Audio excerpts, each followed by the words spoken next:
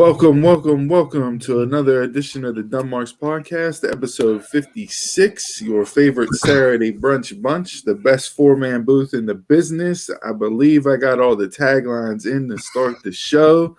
Gentlemen, how are we doing? We living life. Everybody looks a little sleepy. We were up late last night, podding after dark. Everybody good? Yeah. Podding after dark, then watching Rampage. Yeah. Long night. Yeah, I was up till about 2 a.m. Couldn't get to sleep afterwards. Got like 3 loads of laundry done last night, so my weekend cleared up from that standpoint. There you go. Gotta put the patio furniture away and all that after the part of the day. So a little honey-do list amidst the full game slate of what is shaping up to be a good college football schedule for today. We'll get into that in This Week in Sports. But I wanted to start with like most embarrassing moments that you've had. Jason this week was trying to be cute and funny and wanted to photobomb somebody.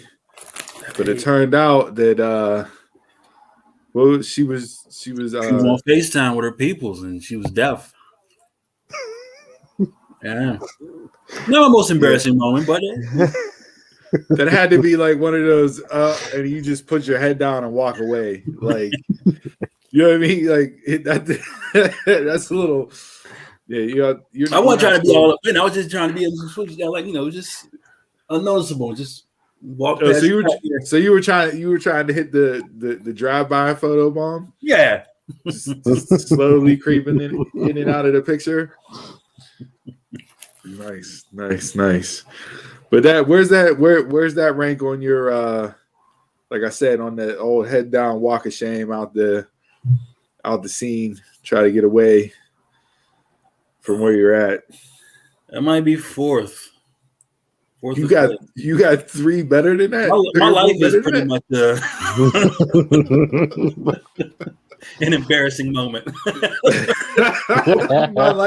my life is an embarrassing moment. That might be a t-shirt. We might have to throw that up on ProWrestlingTees.com. I think my number one was like we were at Kennywood. And you remember Kennywood, you wear the baggy clothes, your shirt unbuttoned, run around so flap in the wind. I thought I was cool. I was going to jump over the chain link to jump in line. You got sniped. You got sniped. Got low bridge by the chain, and man, let's just say that took the sales out of my flappy shirt. Yeah, like the old slipping and falling on the sidewalk when there's that ice there, but you don't see it. Like those type of things, like. You try not to laugh when you see it happen. You want to make sure the person's okay first. And then once you know they're okay, then you can laugh and chuckle about it. But if you're the person falling, you're immediately like, all right, am I cool? And then you're looking around to see if anybody saw it. So if nobody saw it, you pop back up and just carry on about your day. But I had one where I was at work and I karate kicked my way out of the door into a bunch of Asians. Wasn't and then and 11:04 and we're canceled. He had the old kung fu fighting ringtone going, and you just karate chopped your way through the door. You just pretty much hit every single stereotype possible in that one. Jeez, oh man, like wow. Chris Donald, you guys for tuning in the past 56 episodes. Yeah. Nice. I think mine was semifinals of the state playoffs my senior year, and we were at Hempfield. And I remember going to the refreshment stand. I was coming back to my seat, and I fell up the bleachers, and I fell down the bleachers. Like I fell all the way down the bleachers and everything. I just got up. You fell up and then you fell down? Yes, I slipped and fell up, and then I fell all the way down. That's to fall both ways in one single spill that's a hard feat to beat. Like, that's So just be glad you weren't at the Wolverine falling down there. You wouldn't be sitting here right now. Yeah, so I walked back to the refreshment stand, got some more food, and then I walked all the way back up top past the Hempfield side and back down through the back. so I didn't have to look at the student section because I knew they was gonna bust on me. Chris, you got it? You got one? Oh, I'm sure I got a ton. First one that comes to mind was, I think it was like the first official job that I ever had, and it was at a restaurant. Was washing dishes. Was in the back. Was trying to put like stuff. Like I was a dishwasher, so I was trying to like put things away, put dishes away, put anything else that I was washing. Was a high shelf. Was like putting stuff up, and as I like kind of turned around, next thing I know, I'm on the ground. And like the chef's like walking back at the same time. He just kind of like looks at me like as I'm getting up, and he looks at me and goes, "You all right?" I was like, "Yeah, I'm cool." He goes, "That was the funniest shit I've ever seen here."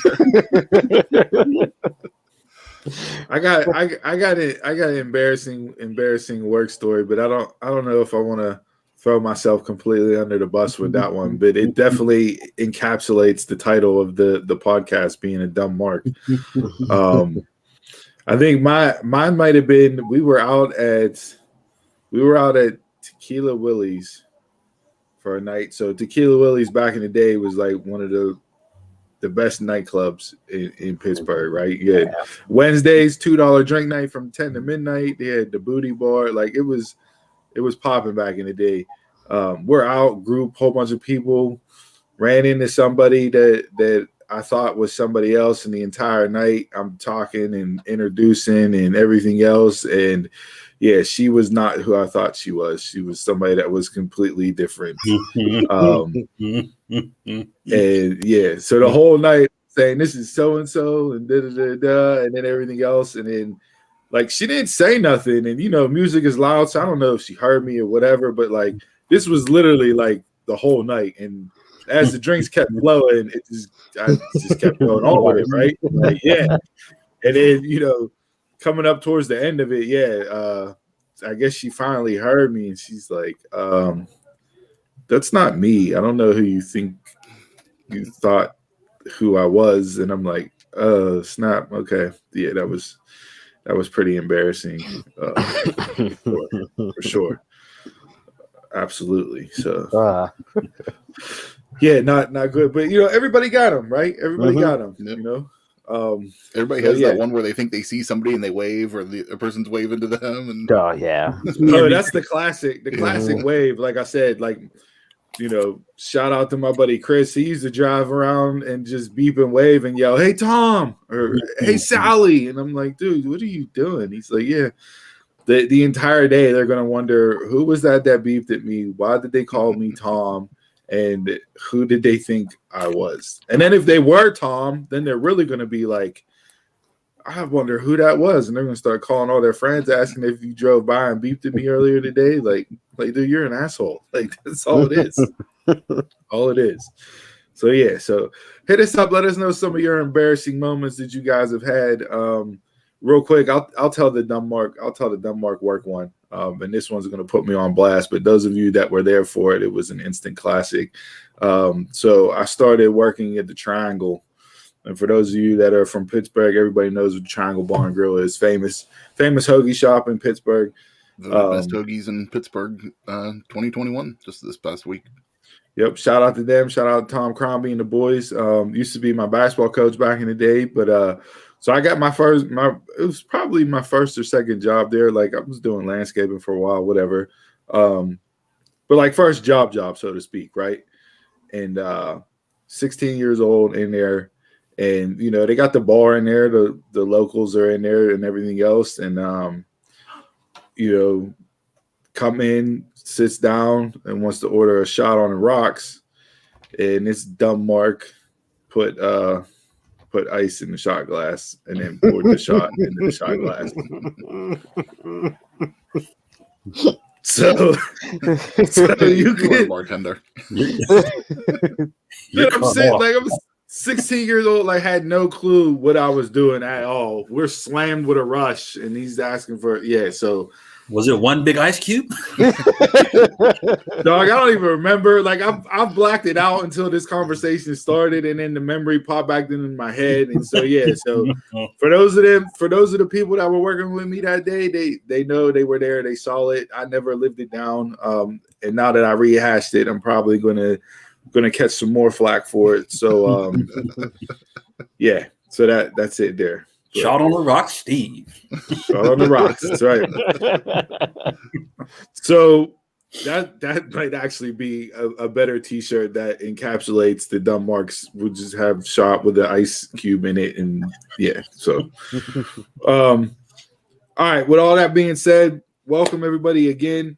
Hit us up on social media. Let us know what some of your most embarrassing moments were. We can throw those out there, have a little fun with it.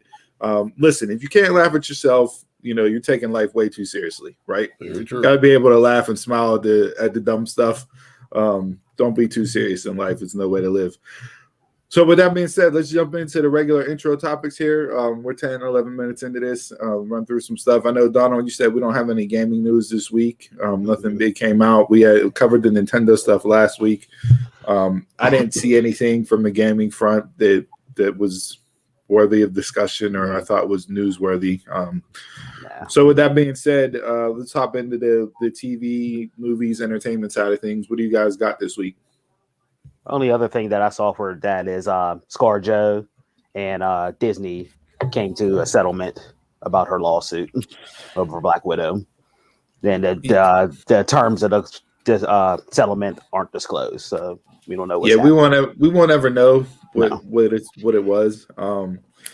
Glad to see it got resolved. Those sons of bitches over at Disney Plus fooled me last week. I was all excited. Sunday morning, I hop on and I see Black Widow, and I'm like, oh, okay. This is a little surprise. It got me Black Widow. Wasn't expecting it to be on. So I click into it and get ready. Sit down on the couch in the basement, got my feet up. I'm ready to go in the man cave. Watch a little Black Widow Sunday afternoon because the Steelers were trash. And yeah, it was just the trailer and the announcement that, hey, it's coming on Disney Plus on October 6th.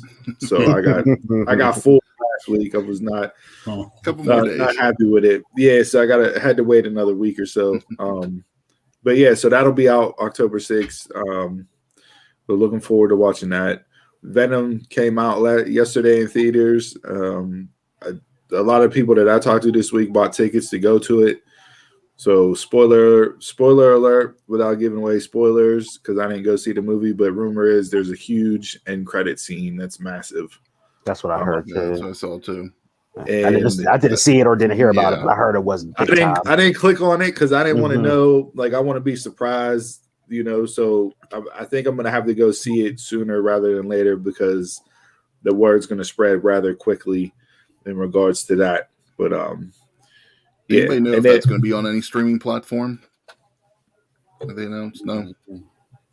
It might be something with the PlayStation Plus, stuff that they have, because they're supposed to do that thing with their Sony movies integrated into the PS Plus subscription to fight off Game Pass. Okay, so possibly. We'll see. I did see.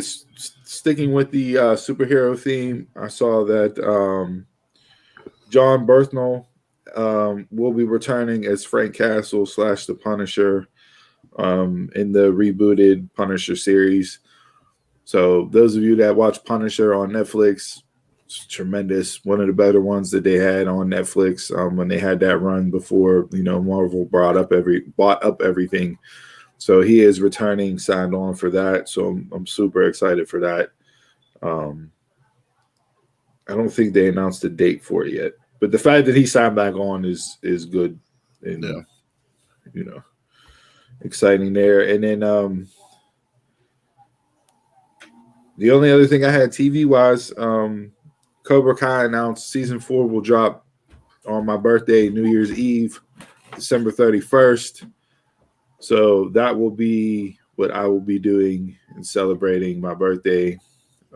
Probably will have a 40 in a brown paper bag for nostalgia purposes, and be watching Cobra Kai all day. Last year. We'll see. It might come. Yeah, it might happen again. It might happen again. That was rough. That took like a full week to recover from. So, but yeah, no, that's all. They said come in December. I'm thinking like, okay, you're pushing up early, mid-December, around the 14th or something. Nah, the 31st.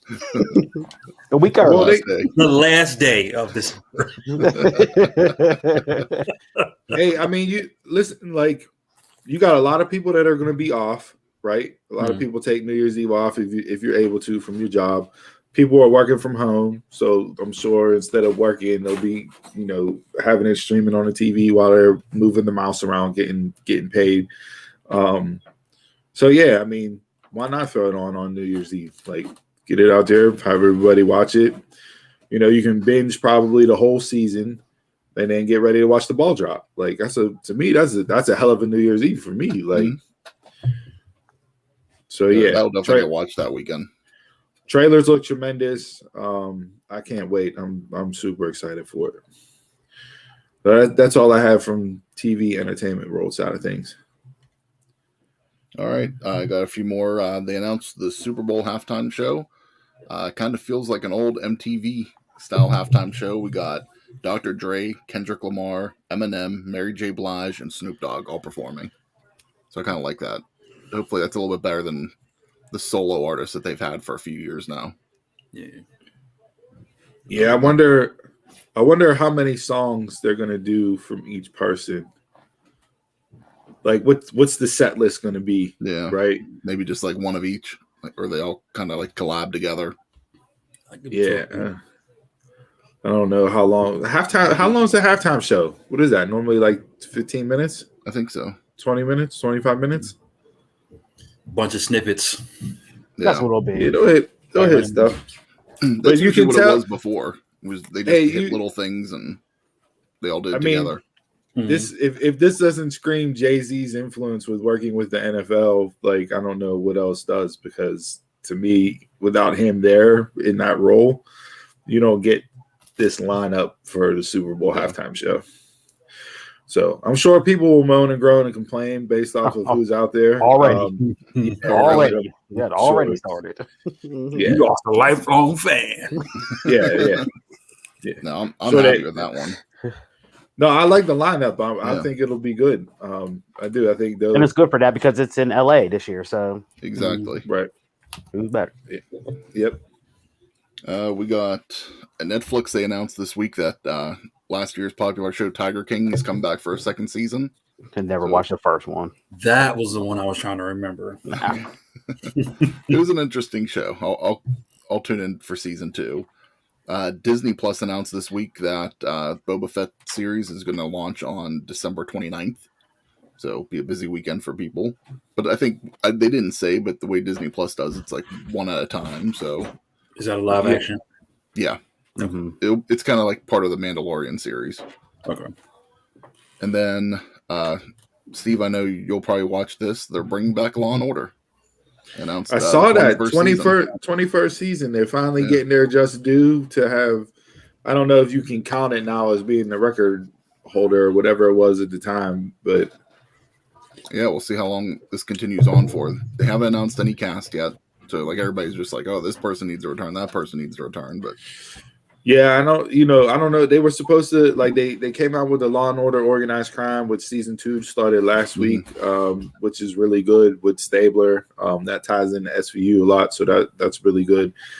And then they were supposed to come out with Law and Order for the Defense, was supposed to be the new series to tell the story from the other side of the courtroom. But that got scrapped, and now they're running with bringing the original back. So we'll see how it plays out. I'm a Law and Order junkie, so I'll tune in for it no matter what it is. Well, the original is my favorite, so I'm excited that that they're going to redo this. Yeah. All right. That's everything I had for TV. I have a couple of remakes and reboots. Movie wise, Rocketeer and The Bodyguard. They're remaking. No. Yeah. TV shows. Sabrina the Teenage Witch is coming back. No, Melissa Joan Hart. She came out. She said that's not happening. She said no. Yeah, she said it's all fake. Good. Night Court. Yeah. Did you see can't do Night Court. That cast was so. Each person was so good in their role. Like you're not going to find the people to play those roles again. John Larroquette, whatever his name is, and then was it the girl from The Office?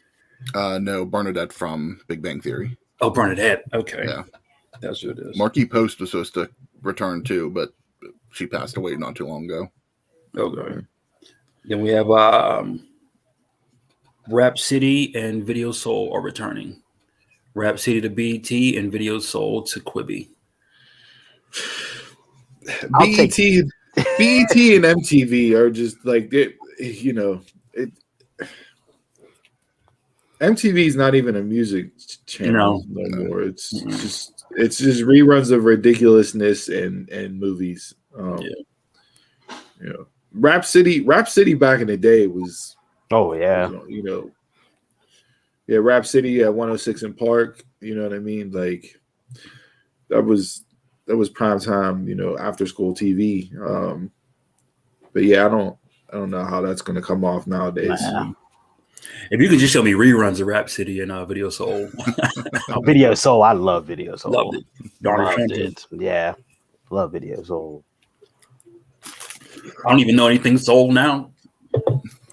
Anyway. Yeah. All right. Is that it? We got snacks, right? This? All right, so this start with snacks or for snacks this week, hold on, before you kick it off. Snacks this week, we're going to keep it real simple, straight to the point. You're going to name the new snack, and we're going to say either smash or trash. That's how we're going to handle snacks. So, chubby kids out there, play along. You can smash or trash these new snacks as they come across. There's a Cinnabon flavored Snickers in the works for the States. Smash. Trash. Next. No debate. This is smash or trash. This is quick hitter. This is high octane, up tempo, fast break offense. Let's go. That's all I got, Chris. Oh, that's all you got? Okay. Chipotle is coming out with smoked brisket protein. Trash. Okay. Steve, I know your answer for this one. Crush Pop is coming out with fruit punch flavor. Trash. Smash.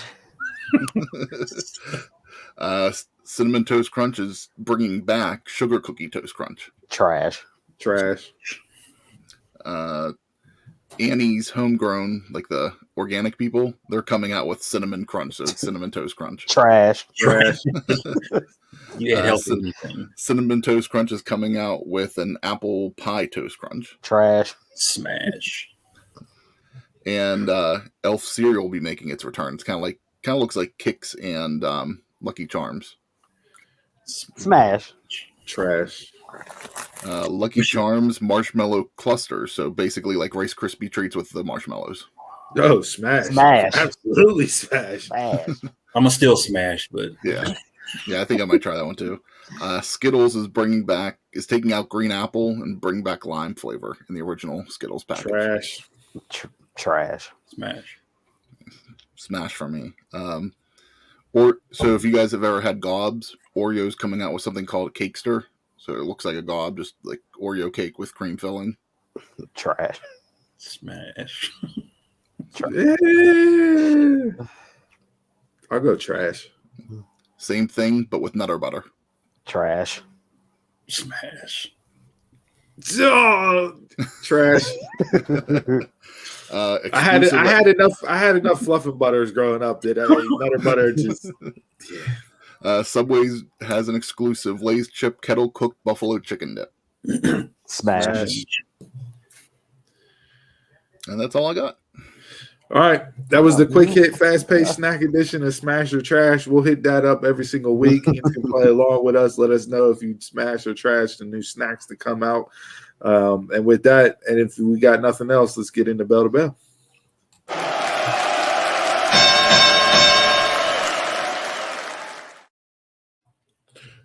All right, so last night we did an after dark episode. We did a SmackDown watch along, breaking down night one of the WWE draft. So go over to our YouTube channel, check that video out for all our takes on the draft picks as they came across, as well as main roster and NXT talk. A couple things that came out of the draft that just want to touch on real quick, see what you guys think. Reports were that Fox specifically asked WWE to have Charlotte on SmackDown.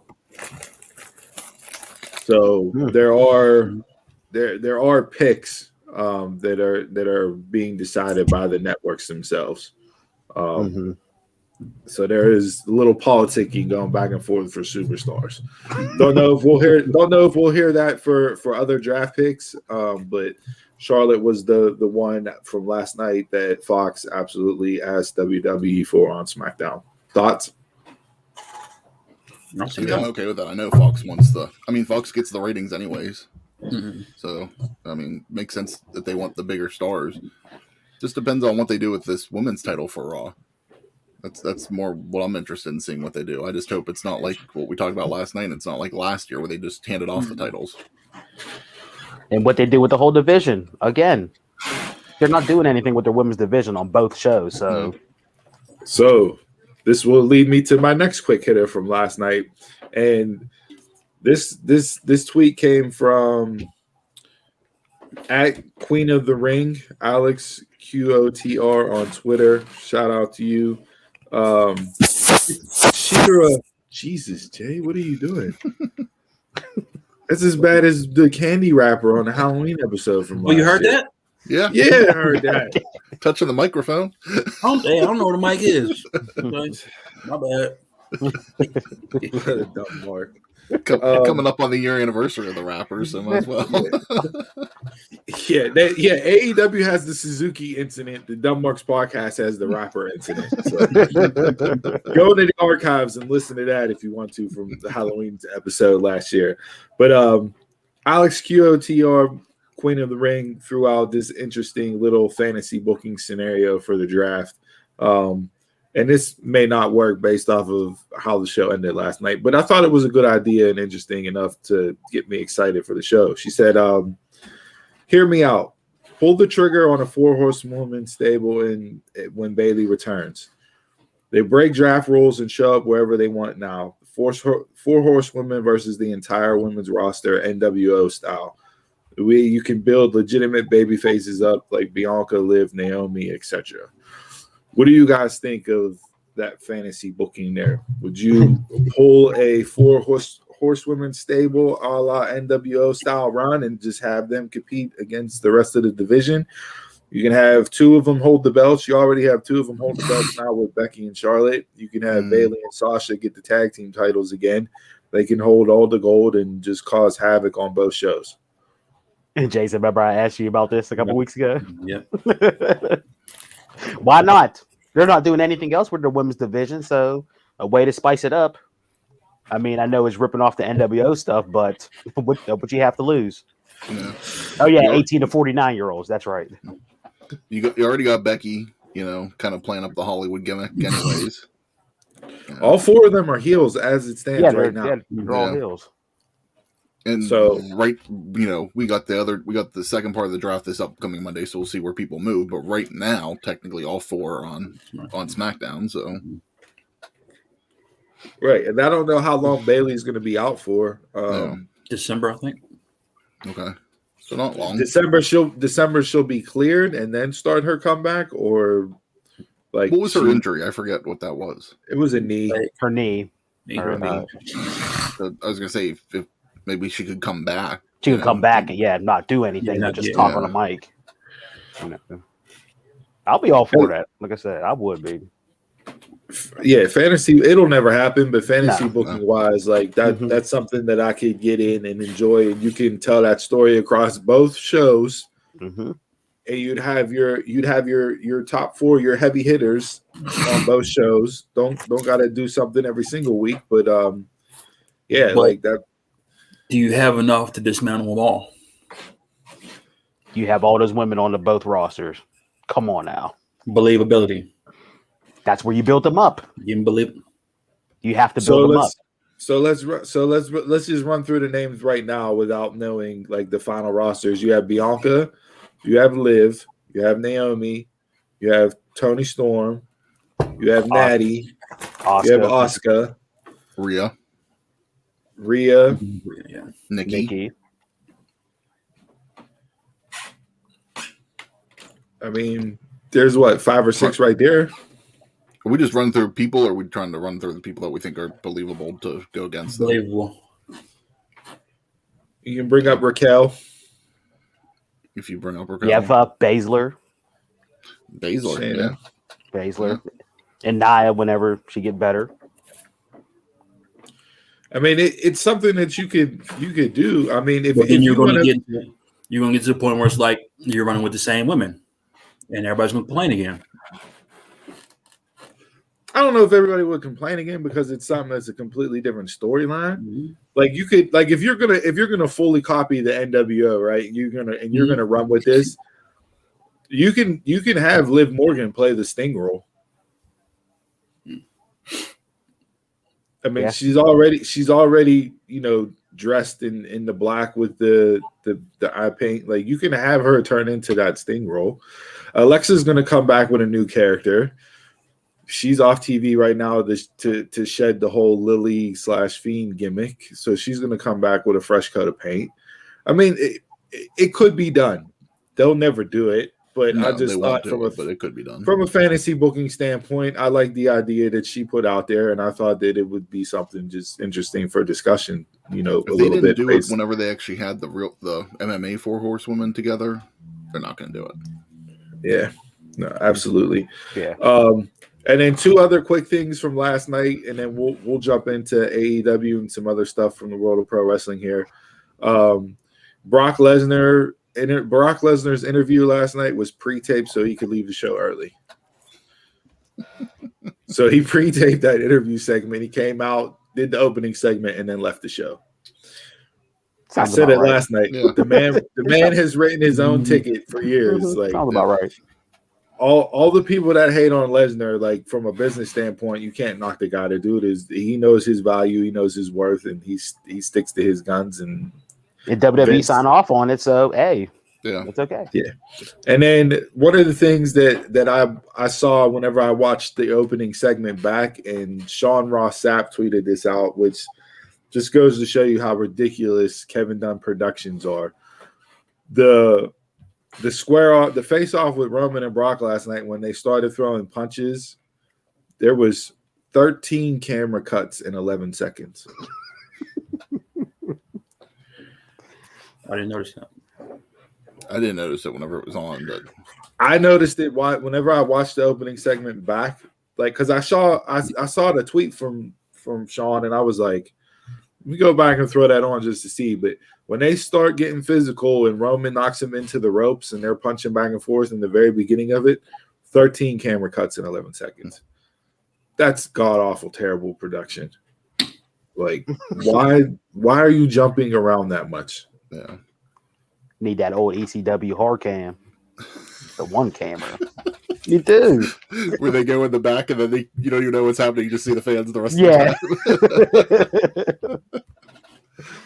So, that's too much, man. That's way too much. It is. That gives somebody I don't epilepsy. Like when they bounce around like that. But all right. Anything else from? Oh, the other thing that I wanted to bring up, which we were laughing about this as he said it. Edge on the phone last night talking to Beth, saying call Daniel and David, and we were laughing because Pat McAfee was like, Daniel and David, forget that. Call the police. Daniel and David are the real names of Dax and Cash from FTR. So Edge with a nice shout out to them. And Dax tweeted out, I'm on my way. I'm going over there to whoop his ass. But I thought that was just a fun little inside work there. So all right, anything else from WWE? Like I said, we got into the week that was in WWE last night on the After Dark episode, so go check that out if you want your full content version of WWE talk from the 4 dumb marks here. If nobody has any other quick hitters, let's jump into the week that was in AEW. Dynamite and Rampage. Let's start off Wednesday night. The Rochester show, Brody Lee show.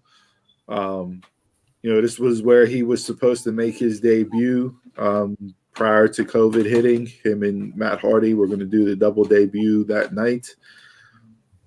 What'd you guys think of the show? Likes, dislikes?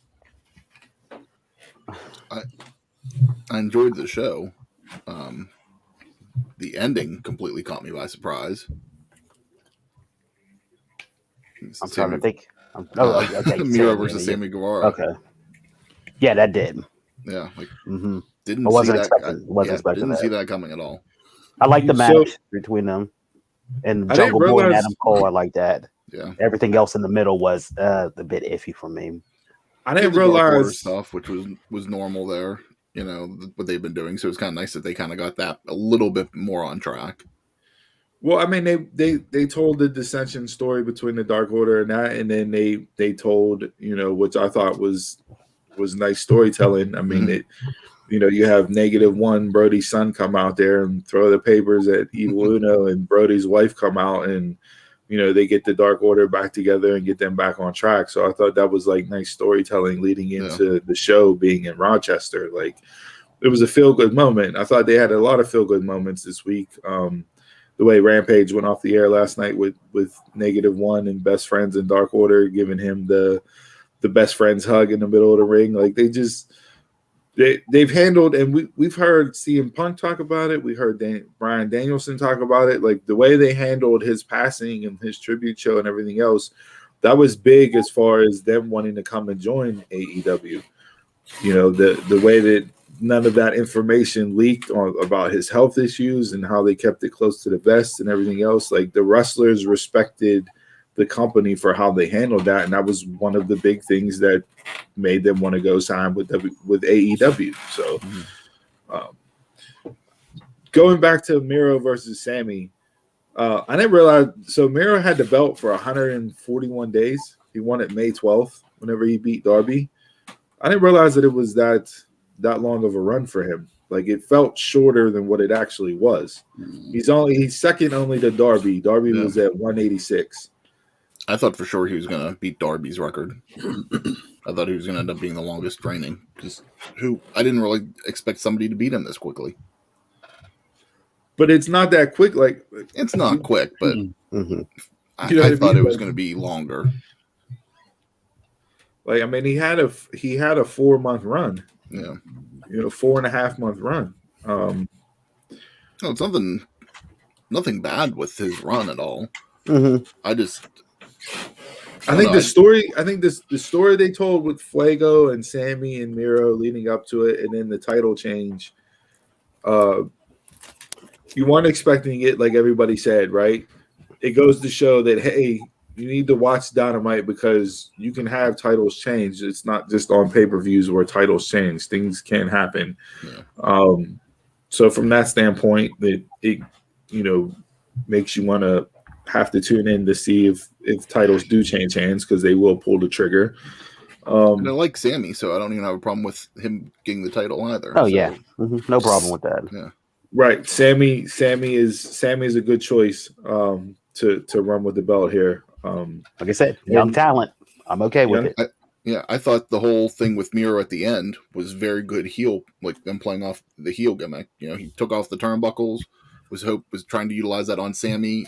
It backfired on him, and that's how he loses the belt. You know, so yeah, I enjoyed it. Just surprised me.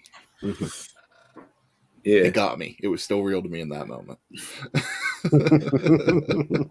Donald, you brought up Sammy and young talent. Let's jump over in the MJF promo from Wednesday night. He came out and labeled the four pillars of AEW that will run the company for decades to come. And we ran off this list whenever we talked about this. I believe it was last week or the week before when we were comparing young talent and young stars. But Darby, Sammy, Jungle Boy, MJF, that's a strong future to have as your foundation of your company. And then, that led into Darby coming out and MJF doing what MJF does on the microphone. Do you think anything in his promo went too far on Wednesday night? And this will tie into the Arn Anderson promo too. With the Darby MJF stuff, no, not really, because we heard it before. They do this with Jeff Hardy all the time, so it was nothing new or nothing shocking to me. They didn't even, and they did it with CM Punk also because he's straight edge. So, nah. Nothing. I don't remember anything that's really standing out that went over. So the dress like a school shooter line that wasn't too much for you guys. It didn't stand out to me, you know. No. Because I heard people. I mean, not wrestlers. I mean, didn't hear wrestlers say it in any promo, but like in everyday life, like you hear that all the time. Yeah. So it's nothing new. Especially like late 90s, early 2000s. Yeah. You know, that look, you know, like the whole Columbine look, you know, you heard it a lot. Mm-hmm. But here's the thing. We're in 2021, right? We're in 2021. You have MJF reference Darby Allin as a school shooter. You have Arn Anderson talking about pulling out the Glock, putting it to his head and blowing his brains out. And AEW did a charity show against gun violence. So like, does it be a star? You know, is it hypocrite? Well, I was just gonna say WWE be a star too, and then my main point is why I bring up those two specific lines from each of those promos is that wrestling is a scripted show, right? It's entertainment, right? Mm-hmm. Any TV series, any movie that you go watch, actors in those shows and movies say lines, right? All the time. They get scripts, they say lines all the time, they say stuff. Nobody comes out to bash them or say, hey, that was too far. You shouldn't have said that in this movie, or that was too far. You shouldn't have said that on this show. Wrestling is the only thing where like people don't take it as like they take it as both entertainment, but also like real life. Real life, yeah, too real. Mm-hmm. It's like, well, wait a second. This is a show. It's on television. It's entertaining. It's no different than getting a script from a story, or it's no different from any of that. But it's just always, it's always held to that double standard, which I never understood why it gets held to that double standard. To me, wrestling and music videos are the most impressionable on kids. Those two. I mean, so you're going to see people acting out what you see in wrestling and in videos. Movies is not the same. I don't see why, but yeah, it's not the same. I think they can tell that is fake. And here's a pro to WWE. You know, in WWE, they script things for matches and promos, so you don't duplicate a lot of stuff. So had this been like something other than like the people actually making their own promos, we probably wouldn't got those two references on the same show. You know, just because they go out and do their own thing, that's why you got that. I'm not mad that they both made those types of references. It to me it was the fact that it was, as soon as it was said on the Twitter timeline, it was, oh hey, AEW, you hypocrites, you know, how dare you? You need to issue apologies and everything else. And it's like, no, what are you talking? Like, you're watching a TV show. And Jay, I get it from your standpoint that, you know, video games, number one, like we saw this as far as the impression on kids. Music and music videos, I would say would be 2. Wrestling, I would probably put 3. So like, yeah, I get that, but that's what the TV MA, TV 14, you know, parental advisory stickers, whatever you want to throw on it. It is what it is. Like, but you also, as a parent, you have to be able to sit there and look at your child, and if something is asked or bring up the topic, explain to them and explain it. Like, this is a show. They're saying this to get a reaction. It doesn't mean it's not meant to, you know what I mean? Like, how about you be a parent and actually parent? Like, don't just come out and automatically want the company to issue apologies and everything else. Like, they're doing a performance on a television network TV show. Like, it's no different than anything else that we see from an an entertainment standpoint. It's just wrestlers, for whatever reason, going back as far as you want to go back, are held to this double standard, and it's not. It's an unwarranted double standard. So I don't know what you do to get away from it, because to me it's just always going to be there. Yeah, it is. The ones complaining about it and that stuff, they probably fired up Call of Duty right after. And I mean, hey, this was big, during the Attitude Era. It was like kind of like whenever they were coming out with the TV14, TVMA, and all that kind of stuff, and just like, hey, if you don't like it, change the channel.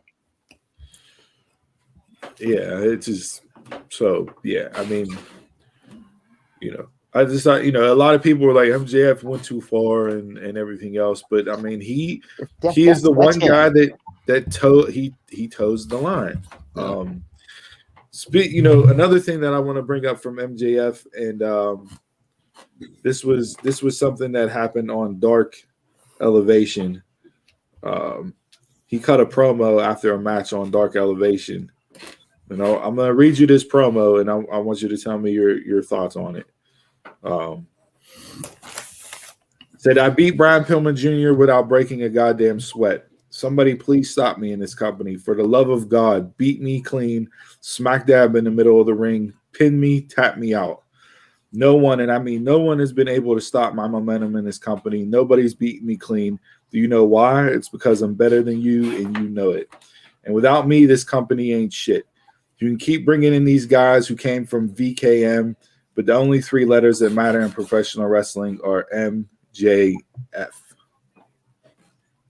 We saw him reference Bruce Pritchard in the promo on Wednesday night. He's bringing up Vincent Kennedy McMahon in promo on Dark Elevation. I think MJF's playing up the fact that, Tony Khan is signing all these former WWE talents and putting them in prime spots. Whenever you have your AEW originals not getting as much of the shine or spotlight at this point in time and moment, you think that's something to gripe about, something to bitch about? Is that a good direction for his character based off of what he's done so far in the company? Yeah, it's a good direction for him. And before they had Darby come out and do that, they didn't have nothing lined up for him. So hey, why not? Yeah. Mm-hmm. And didn't Jason say that a couple weeks ago? It was like you bringing in Punk and Bryan is going to knock people down. I think this is the classic. We've seen this in pro wrestling before. We've seen this in other companies before with people, doing this whenever talent from WWE comes in, and not saying that it's been overdone or worked to death, but I mean, it's a legit gripe. But there's nothing that he said in that promo that wasn't true. Like, the man is, hasn't lost clean in the ring. He's the top heel in the business. But for me, it's a character. I don't think he's touching on anything new because he is the top guy. I can see if somebody below or somebody lower had that gripe, pitched that promo. Right, like, to me, this is perfect for MJF right now, where he's at after coming out of the Jericho feud and trying to heat him back up to build him back up. Like, this is a good lane for him to be in to run through these guys, or to set up a Punk feud or a Bryan Danielson feud. Like, have him work with Darby, you know what I mean? Have him do whatever else and work his way up. And then you can get to that point where he's in the ring cutting the promo. And people want to talk about, they want to see angry CM Punk back, and they want to see pipe bomb Punk. Have him stand in the ring and go toe to toe with MJF. Because I think MJF is going to be the one that's going to elevate Punk on the microphone to get him back to where he was 8 years ago on a stick. I thought Punk's vignette that they played, I think was it last night on Rampage? Yeah. Like, to me, that was like, not interested at all. So, like, you know, if you're going to heat him up and build MJF up to the point where, you know, he's taking on one of these top baby faces, because those two, Brian, you know, Danielson and Punk are your two top baby faces. Jungle Boy would be below that. And then Darby, you know. But yeah, I mean, this is perfect for MJF and what he should be doing on his way to being built back up.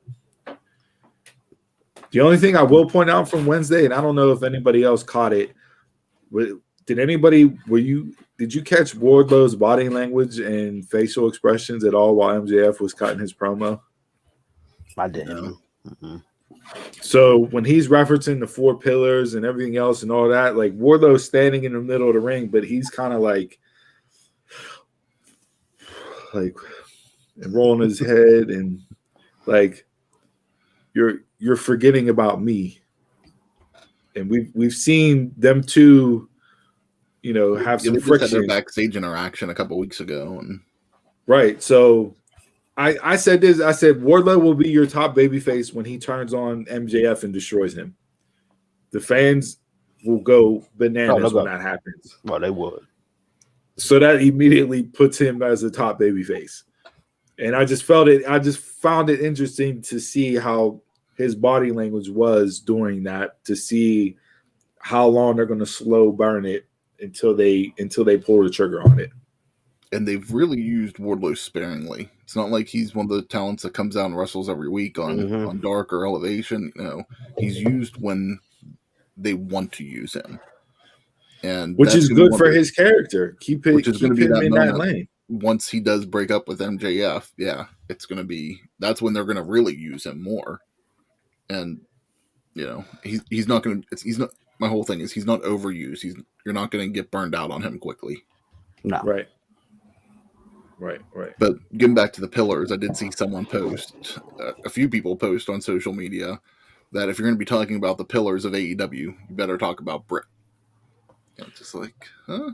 Like I get it's not part of like his pillars. You know, like he's not going to have that interaction with Britt, but yeah, he's not. Yeah, I saw that too. Yeah. But yeah, no, I agree. That's something that's completely different. You know, not that it was a slight to Britt, but no, you know. All right. I said coming out of Grand Slam, the most interesting thing to me was Cody Rhodes and what happens next. Wednesday night, we got the booze again. Cody went in there and tried to do it all for himself. You know, Lee Johnson picking up the win, I thought was beautifully played from a story aspect. And then Arn gets in and cuts the promo and, you know, calls Cody a soft ass bitch essentially, and walks out on him. So where does Cody go from here? How do we continue this destruction from Cody? Away. You guys are such haters. Oh, thank you. I love it. I think you got to turn Cody heel. Really? Yeah. For me, when Cody was heel, like in Ring of Honor and New Japan, that was more entertaining Cody than babyface Cody. Well, somebody put out I forget who it was, but somebody tweeted out the clip from 3 years ago with him in New Japan cutting the backstage interview at the presser, where he just fucking was just on fire and nailed every single thing. And it's like, all right, where's that guy at? Yeah. You know, like I said, this is still to me one of the more interesting stories that they're going to tell. We saw, you know, Rhodes to the top afterwards. We won't deep dive into that. I don't know if you guys watched it or not. I did. I didn't love it. It was done 15 minutes. That was about it.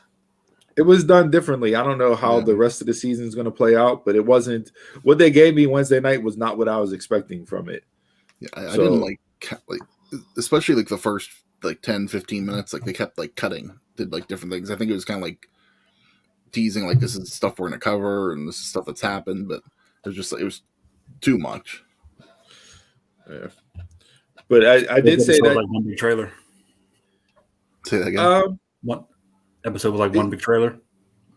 Yeah, to a point with certain things, yeah. But I think what it did do is that, and if they keep this up throughout the show, I think it'll be really good. But it highlighted individuals backstage in a different way for you to be able to connect with them. So whenever you do see them on screen, they're going to mean more. Like the whole stuff with Ricky Starks and all that, and him hearing about the neck injury and Cody coaching him up on what to do with that first initial promo, and Starks having confidence issues and worrying about his career, like all that made me more invested in Ricky Starks, right? So if you're going to do that with pieces with people throughout the company that you want to eventually highlight and shine the spotlight on, which to me, Ricky Starks is absolutely a guy that you're going to want to do that. No pun intended. But that's one way that you can do it and get people over without them being on Dynamite. And it will help casual viewers that maybe they'll tune into Dynamite, and when they see Ricky Starks, it'll be like, oh, Rose from the Top. Yeah, I like this guy. He had the neck injury. Let me see what he can do.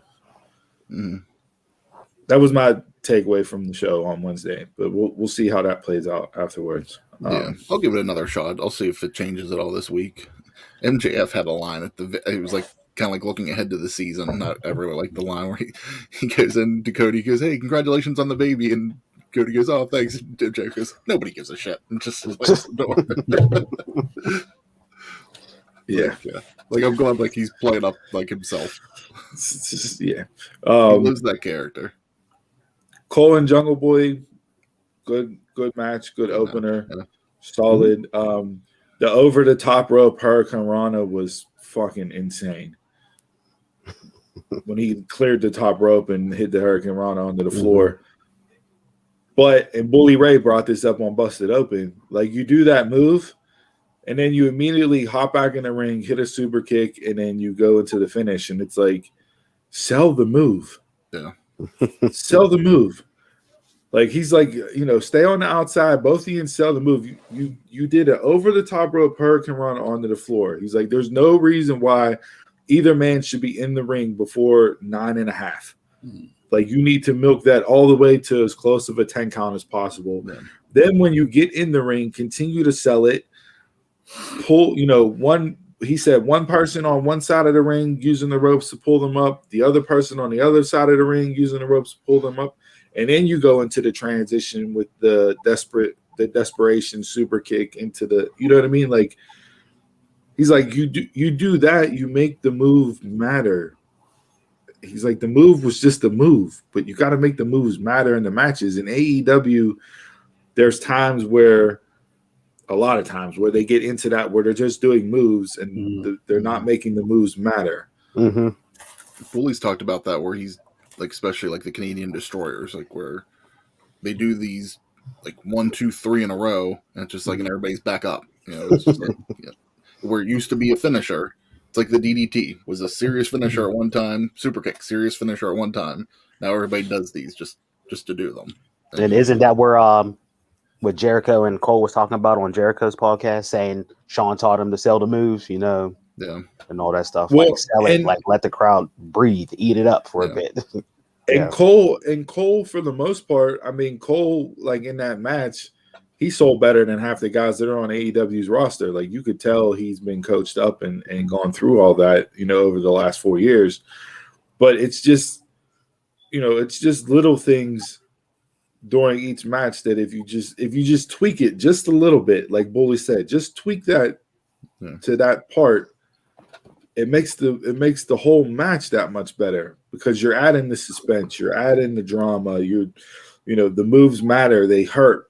It's a move that hurts both individuals, because it would hurt both individuals whenever you do a Hurricane Rana off the apron onto the floor. So why are we just popping back up into the ring, going into a super kick, and then the transition home? Like, it doesn't make any sense from a wrestling standpoint. JR brings that up too a lot. And it's like, hey, you got JR, you got Arn. Arn was a coach, in WWE for a bit.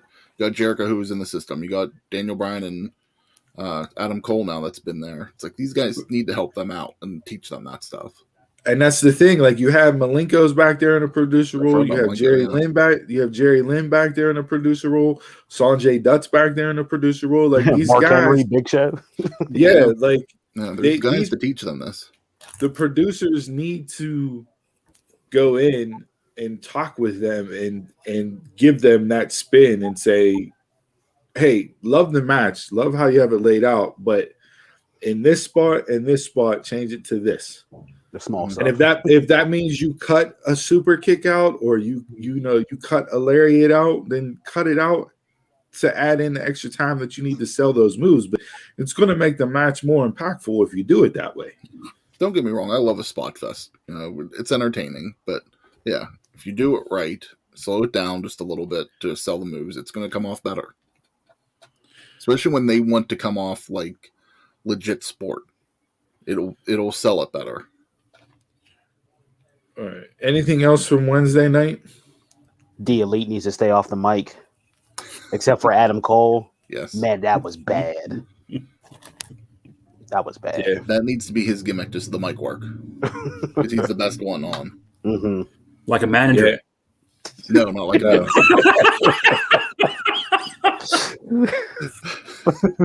Not with a haircut, not as a manager.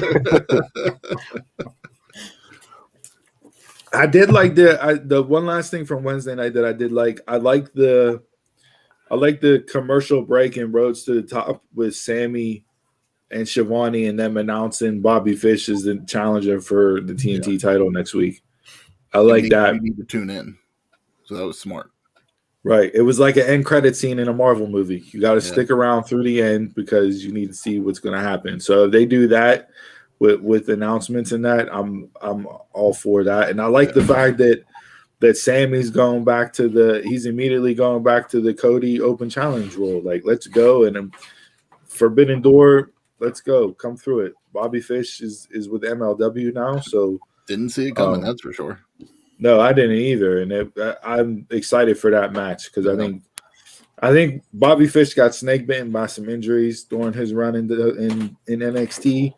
And I think there's a lot more that Bobby Fish can offer than what was shown in NXT based off of what he's done in New Japan and Ring of Honor previously. So I think that match will be a really good match on Dynamite this coming week. Right now, the matches that they've announced, I'm looking forward to it this upcoming week show too. Rampage last night. I didn't like Rampage at all last night. I like the opening. The opening match between Bryan Danielson and Nick Jackson was good. Mm-hmm.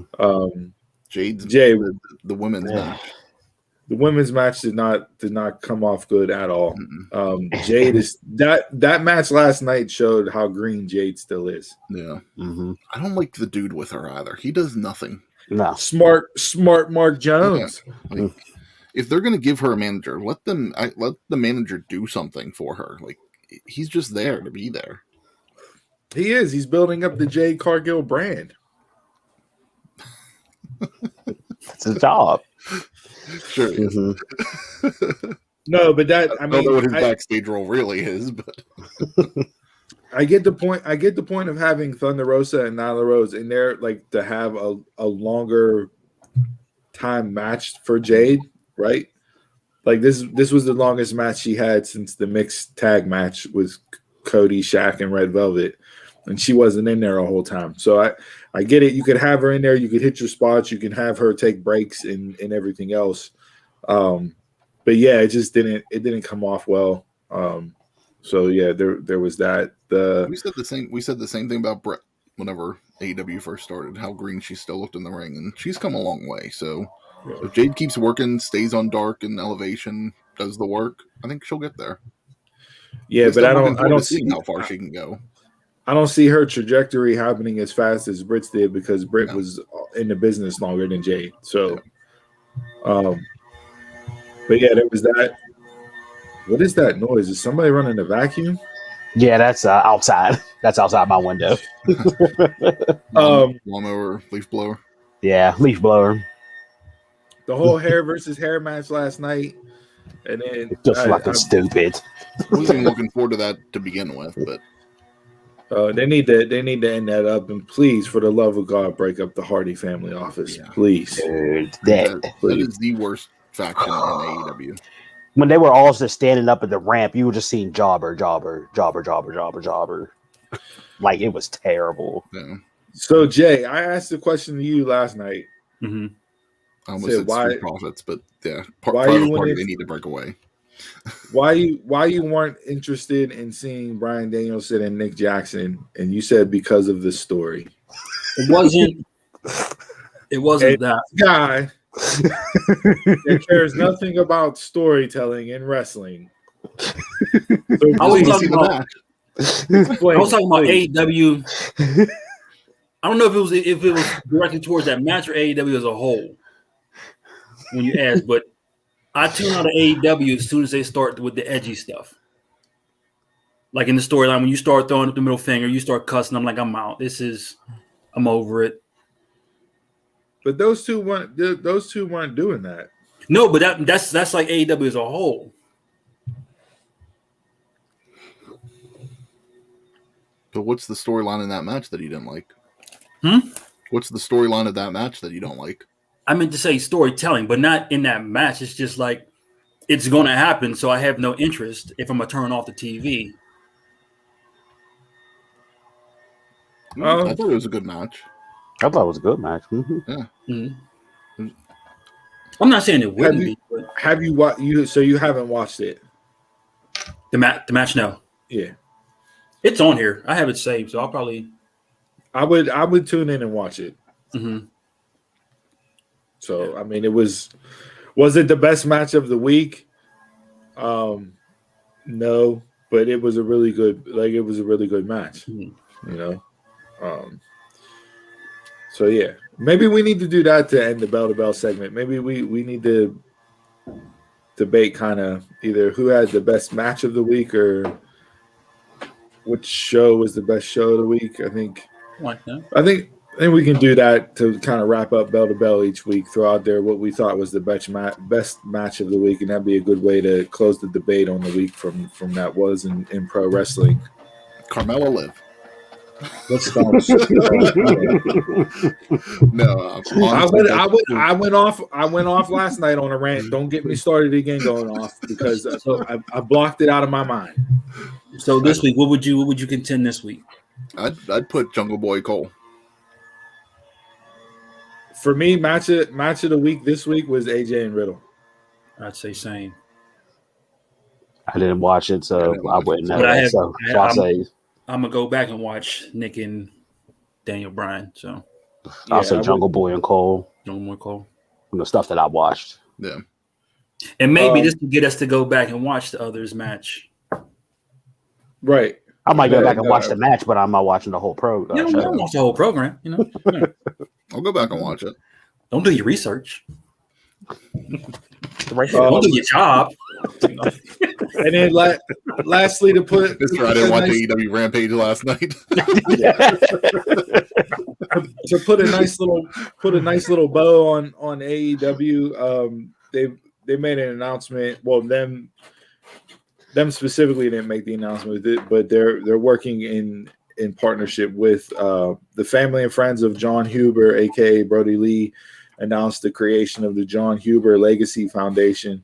The foundation will focus on providing support to people in creative fields who have not taken the next step in their career due to family obligations. So I know the WWE does a lot of charity work in that. AEW, for their short time, the initiatives and the projects and the stuff that they take on has been a real highlight to the company.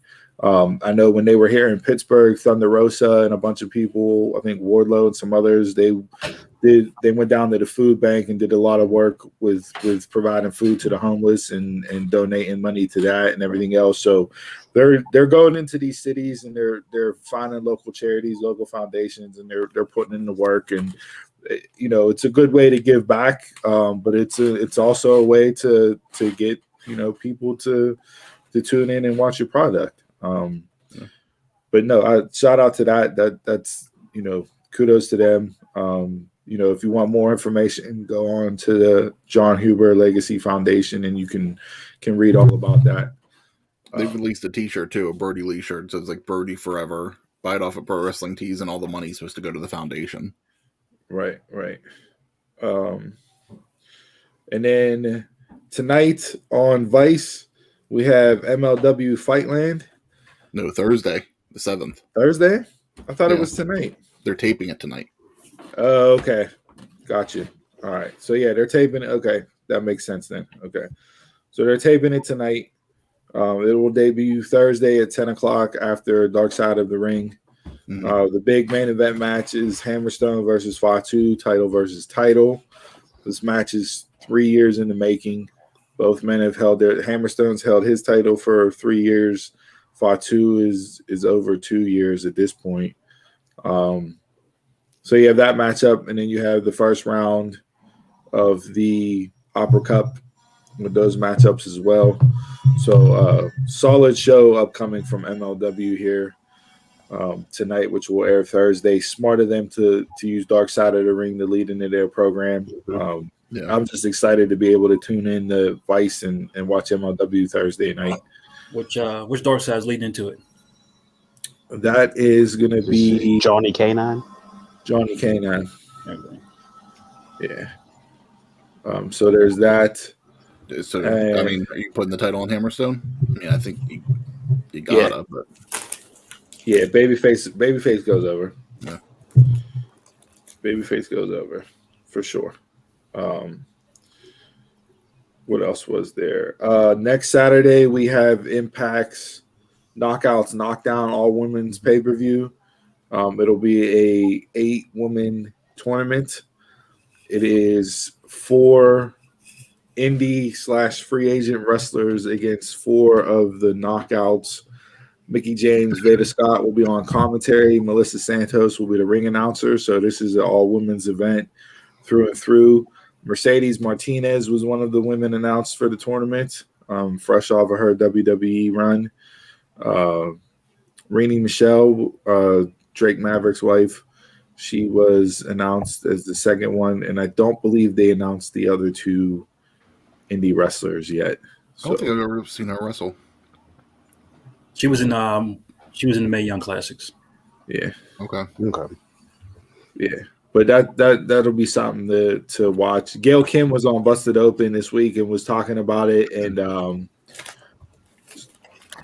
Bully Ray asked her, like, well, why didn't you use the Forbidden Door? Why didn't you bring back like some nostalgia acts, like the Beautiful People and all this? And Gail told him it was something that Scott D'Amore brought up to her in a, like, not spur of the moment, but kind of, hey, I have this idea. Can you put something together now? So she was like, we ran with what we ran with, given the time frame that we had as far as getting people in to film it and everything else, because Impact does TV at a certain point. So she said, we did it this year. We want to have it come off good and successful and everything else. She goes, but moving forward, we do it again. I'll have the time to be able to plan that out and get in the nostalgia acts and different women to like create those moments.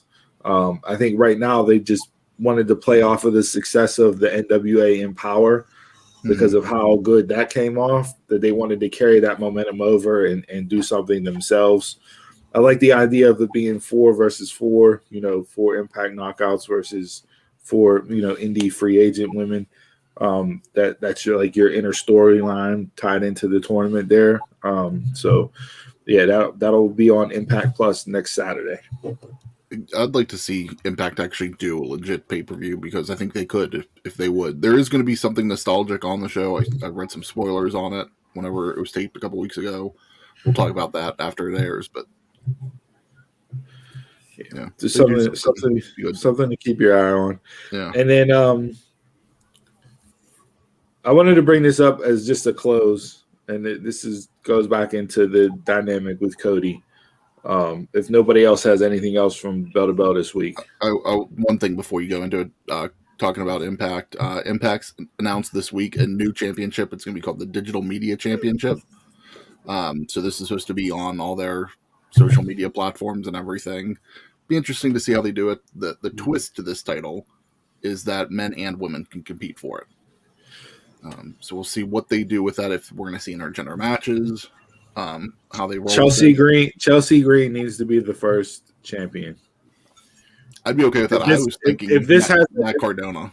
If this has a social media twist built into it, and hey, listen, if it don't work, it don't work. But at least Impact's coming up with something that's creative and different that's never been seen. And so much of wrestling is on social media now, anyways. Like, why not throw something out there? Do I like the fact that they're calling it the digital championship belt? No. That's kind of lame. But I like the idea to see where it goes. And the thing that I don't like with it, too, is the matches are going to be on Impact Plus first, and then it's going to go on Impact's YouTube that you have to pay for.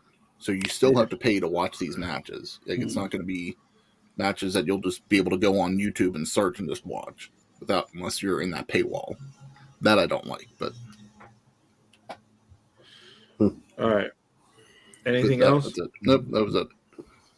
All right, last kind of just debate-ish. PTI. Shout out to PTI. I was going to bring this up in sports, but now it just popped in my head. But 20 years for the show's debut. Tremendous run. I watched the little 60-minute documentary they did the other night about PTI, and it was really good. So, it was really good with that. So, in regards to the app, whenever I watched it on Thursday, so maybe check it out this weekend and see if it's still on there. I watch that every day. So this tweet comes from the Line Night 42, and they said, maybe it's just me, but Cody feels like a WWE guy in a place that goes out of their way to not do WWE stuff. His stories and matches feel like a huge disconnect from the rest of the program and the direction of the company as a whole. So we know Cody gets the big entrance. Cody has, the showmanship aspect added to his stuff. Where it is, him and the other EVPs basically have no relationship at all anymore. Looking at it, after I read the tweet, I was kind of like, because I've been trying to figure out why the turn on Cody, right? It's been months on internet, right? Twitter hate. Finally starting to spill over into the arena, and I'm trying to think why the turn on Cody. And then I saw this tweet, and I'm like, that's probably right up there what it is.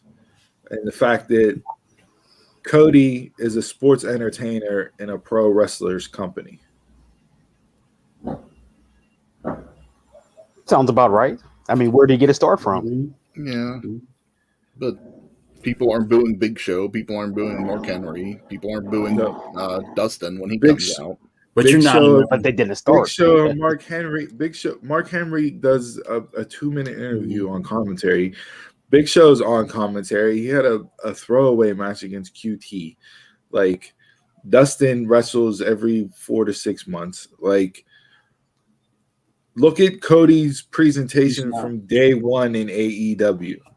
He has main event presentation from the throne breaking to the coming through the stage, the big a la entrance music, the whole long talking promo segments, and I get it. Like, not that stuff's not important in pro wrestling, because you need a balance of both, right? You need the balance of the entertainment with the wrestling that gives you the best product. Yeah. People ate that shit up though whenever he was doing it. Like, whenever he broke the throne, people ate that shit up online. So if that's the time that to say, like, no, like, that's stupid. Like, as it happens, don't love it, and then months later say, I don't like Cody because of this. But Cody breaking the throne at that point in time, he was the pro wrestler going against sports entertainment. That was in the very beginning of AEW, with him championing the division, championing the turn, championing the alternative. And as time has gone on, he's reverted back from the alternative to where you came from, is what I feel from what I see on the internet. And that's the reason why people are giving him the reactions that he's getting. I mean, I haven't liked his entrance since he did it. Like, it just is a time thing. Just like they could cut that back and save 30 seconds every week. But I don't mind the grand entrance during like a pay-per-view, but not every week on Dynamite. But other than that, no. I mean, it's not like he's doing like the throne thing every week. If he was doing it every week, it would have been way old by now. But I don't think he's doing a big thing all the time. Would you, from a visual viewing standpoint, everything that Cody has done is what you would see in WWE. But that's who trained him too. I mean, that's what I say. He just falls back to what he knows. I mean, are you gonna say the same thing for Punk and Daniel Bryan and Adam Cole? They came from the Indies before they went WWE. Yeah, like nothing. And Punk has a little bit more time in him than what Danielson does, but I mean, nothing that I see from Punk now makes me think WWE. I mean, for me, no, it's not. I don't see Cody and think sports entertainer WWE. Okay, he lived this gimmick in Ring of Honor. I see more the same Ring of Honor stuff than I see his WWE stuff. Jay, when you see Cody, do you see sports entertainer or do you see pro wrestler? I see entertainer because to me, he's not that good of a wrestler, but he can tell you a good ass story in the match with the theatrics. Donald, pro wrestler or sports entertainer? Sports entertainer. For me, it's no question. From the big entrances to his Hollywood time and everything. To me, Dustin's the wrestler. He's the entertainer. See, I'm the opposite. All I still see is Dustin as an entertainer, not a wrestler. Yeah. Because whenever he was in WCW, I never liked him. Who? Dustin. Like, okay. I didn't care for his matches, but like whenever you had the entertainment from him, that's where I'm interested in him. Mm-hmm. Jay, I'm pause this and mark it up.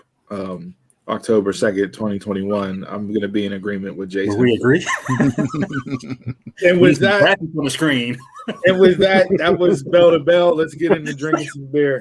We're not going to talk about it. Chug, chug, chug, chug, chug. All right, this week's drink of the week is in regards to and brought to you by me surviving the bar crawl on my niece's 21st birthday last weekend. How'd it go? It was fun. It was fun. I played it safe. Didn't go too crazy. Did a couple shots, had a few beers, and that was it. Left after the third bar stop and came home. So overall, great time, fun. Saw some people I hadn't seen in a while. It was a little weird being back in a bar again after COVID and that. But no, she had a good time. She enjoyed herself, and that's all that matters. So yeah. So this week we have O'Fallon's Vanilla Pumpkin Beer. Vanilla flavored pumpkin beer. It is 5.6% alcohol by volume. Not that high on the alcohol side of things, but malt beverage brewed with pumpkin and natural flavors with natural flavor added. So we did O'Fallon's before. We did their stout, their oatmeal stout. Okay. And that one was okay. This was a recommendation from the guy at Duffy's whenever I was looking for beers. He told me to get this, and so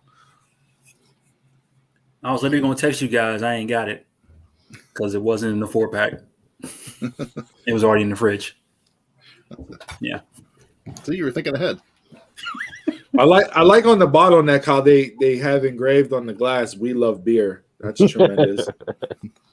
With the big O. I think we liked that on their last one too.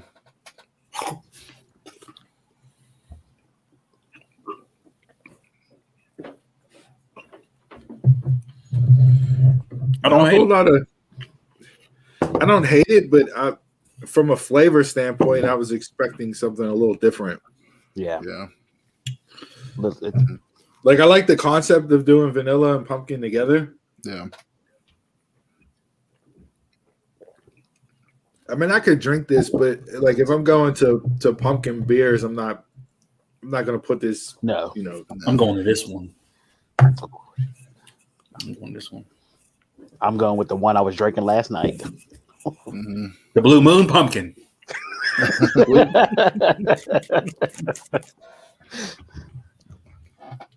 Yeah, I don't know. I think this might be a swing and a miss for a pumpkin beer. Yeah. I'm not.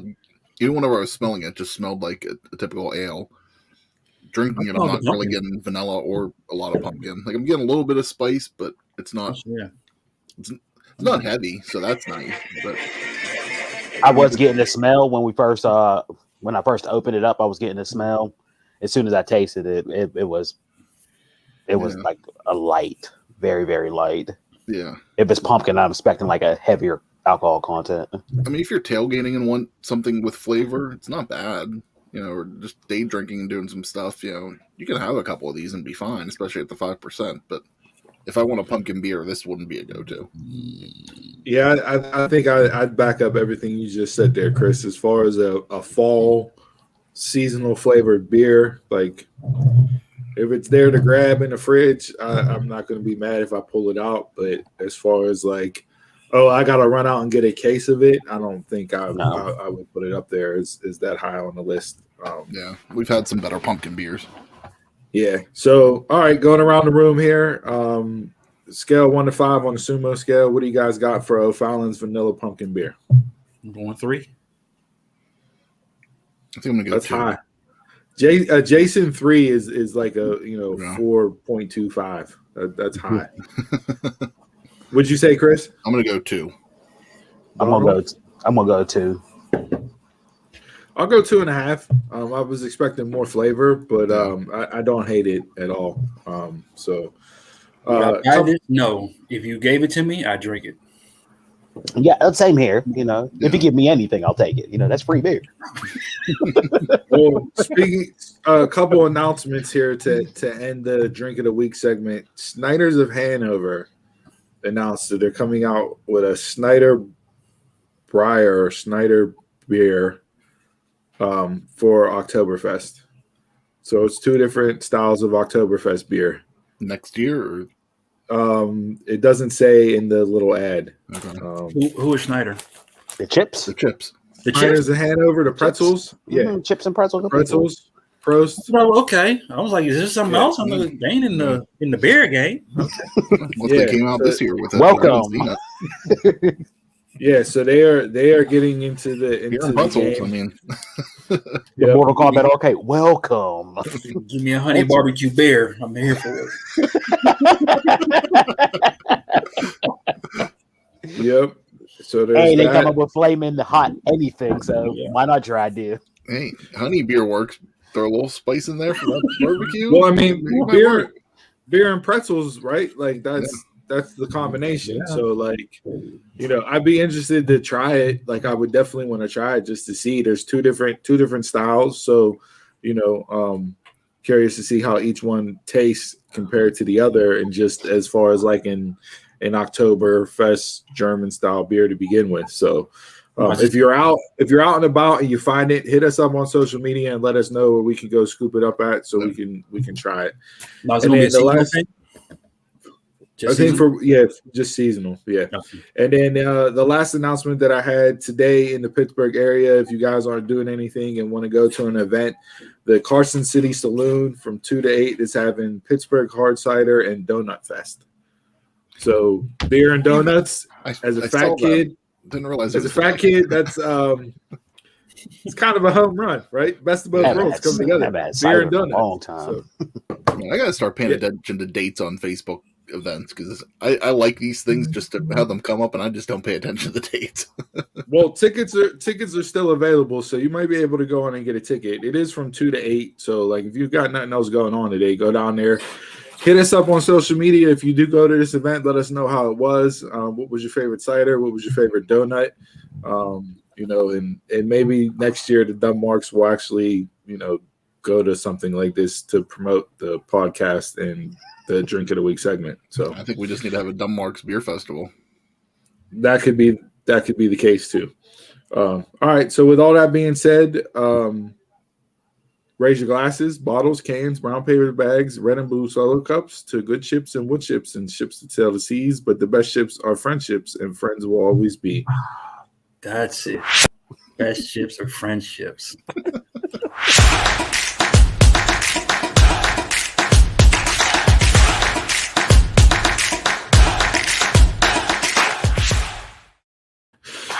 All right, this week in sports again, football heavy. Big slate of college games on today. You have Georgia versus Arkansas, so it's number 8 against number 2. 7-0 right now. That's on now. You have Alabama and Ole Miss. That's 1 versus 12. What was the other? Cincinnati and Notre Dame. Cincinnati and Notre Dame, 7 versus 9. Next weekend, you have Penn State versus Iowa, which is 4 versus 5. Yeah. And Iowa just completely destroyed Maryland last night, 51-14. They caused 7 turnovers. Iowa's defense is unbelievable. Bad. Their defense and Georgia's defense are by far the 2 best defenses that I've seen so far this year. Mm-hmm. Georgia's defense has given up 1 touchdown all season, and they've scored 2. Yeah. So they've scored more touchdowns than they've given up so far this year. And I'm watching the game now, and they're giving Arkansas nothing. Yeah. Nothing at all.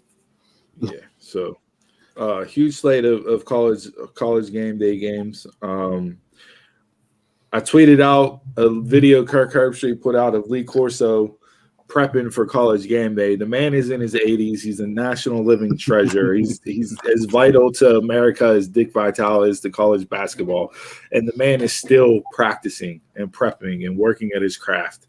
It's tremendous. Go over to the Dumb Marks Twitter feed and check out that video. You won't be disappointed as a sports fan watching Lee Corso do his thing. Couple quick hitters here before we jump into the NFL.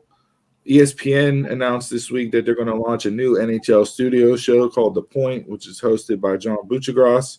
It will debut October 7th at 5 p.m. on ESPN2, and then it'll air regularly on Thursdays at 3 p.m. on ESPN2. So I can't wait to just hear the ESPN hockey intro music again. Like, yes. Glad to have hockey back on ESPN, but hearing the music for hockey, like I was excited for that. So TNT had a couple games this week too, but I don't know when their studio show is going to launch. I haven't seen any dates on that yet. The ESPN one, that was the one that went like dun dun dun dun dun dun dun dun dun dun dun dun dun. Yeah, did TNT ever announce who their studio show commentators were going to be? I remember Gretzky was announced, but I don't remember anybody else. I think that was one. Okay. Yeah, that'll be interesting. Yeah. The Pirates have officially lost 100 games this year. So you're going to do it big. But then yesterday they was playing up. 8 years ago we had one of the best playoff atmospheres ever. Shut the fuck up. What they do. All they can do is go to the past. How many games are left this year? 5? 4? Something like that. It's not that. Yeah, it's not much because they're playing their last, their second to last series now.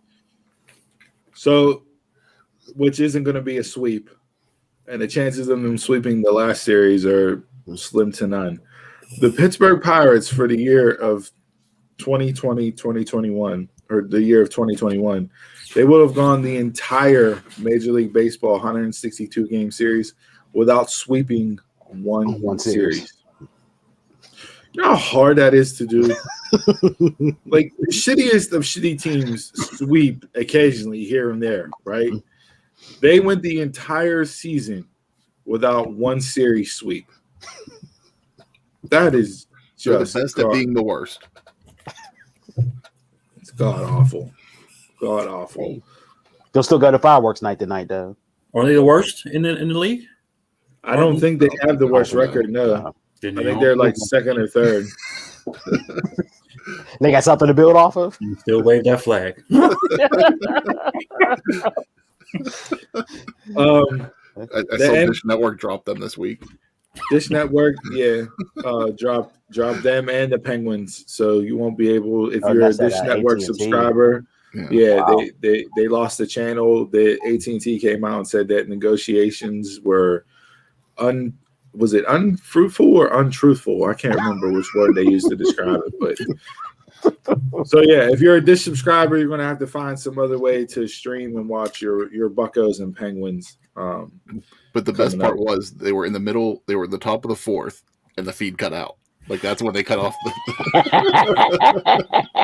Shut it down. You didn't even go until midnight. You cut it during a game.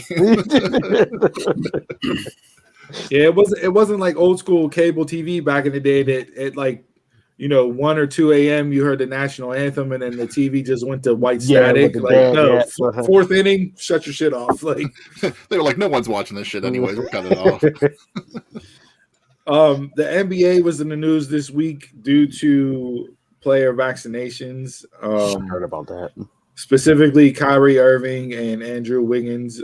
Kyrie plays for the Brooklyn Nets. Andrew Wiggins plays for the Golden State Warriors.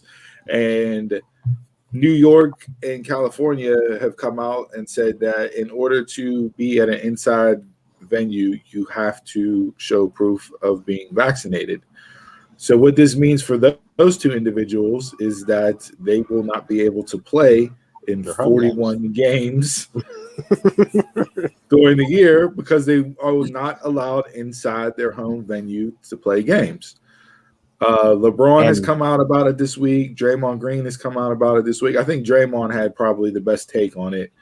But what are your takes on the NBA's strict guidelines that they put out as far as vaccinations? And what do you think is the overall, like, do you see these guys playing home games at all for their teams?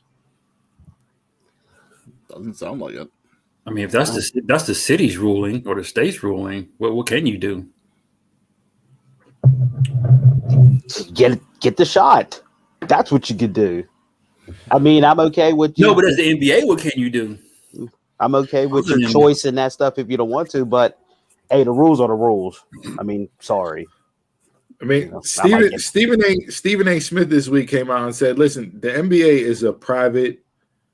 It's a private business, right? They can set their rules for how they want to set their rules, but if they have specific state guidelines telling you, hey, in order to be in an inside arena, you need to be vaccinated." Mm-hmm. It is what it is. Either get the shot or you don't play. And they came out and said, too, if you miss those games because you're not vaccinated, you don't get paid. You will not get paid. So that's money coming out the pocket. Mm-hmm. You will not get paid. So you're missing half a year's game salary. So yeah, I think it's interesting how this is gonna change and evolve, because who knows what's gonna happen with winter coming up and everything else from that standpoint with COVID and everything. But yeah, I just think it is what it is. Like Donald said, your personal choice is your personal choice, but when you work for an employer who says, listen, you have to be vaccinated, and we see this in other businesses. This isn't just professional sports. We Corporate see this America across the board, other businesses, right? Like the military did it. If you don't get it, then you don't get paid, and we'll find somebody else to replace you. In the NBA, for these two, for Kyrie and Andrew Wiggins, like, hey, you're gonna miss out on 41 games pay until you decide that you want to get the shot. Now, as a teammate, I don't know how you handle that. I don't know what you say to them. Again, but yeah, it'll just be interesting to see how that breaks down as the season progresses with the NBA. But are they letting them practice, or you can't be in the building at all? They had a media day with the Nets, and he wasn't allowed there. Yeah, he wasn't allowed there. Mm-hmm. So they're not practicing. So you really don't play them even whenever it's an away game. Then, I mean, the practice thing the practice thing for them, like that I'm not so much worried about those two individuals specifically, especially more to Kyrie than I'm sure they have Wiggins. They do have a facility, but it's still indoors. Yeah. But they're not doing team events, so they're not. How are you really keeping up with everything that's going on with the team if you're not around them? So I said it's more. That's what I got to figure out. Hey. So if you're not playing the home games, why would you play them in the away games then? If they can play it in the other arenas, that's what the organization got to figure out. Yeah. That's what they have to figure out. Yeah. Mm-hmm. Yeah. So there was that. All right, let's get into NFL talk. Do we?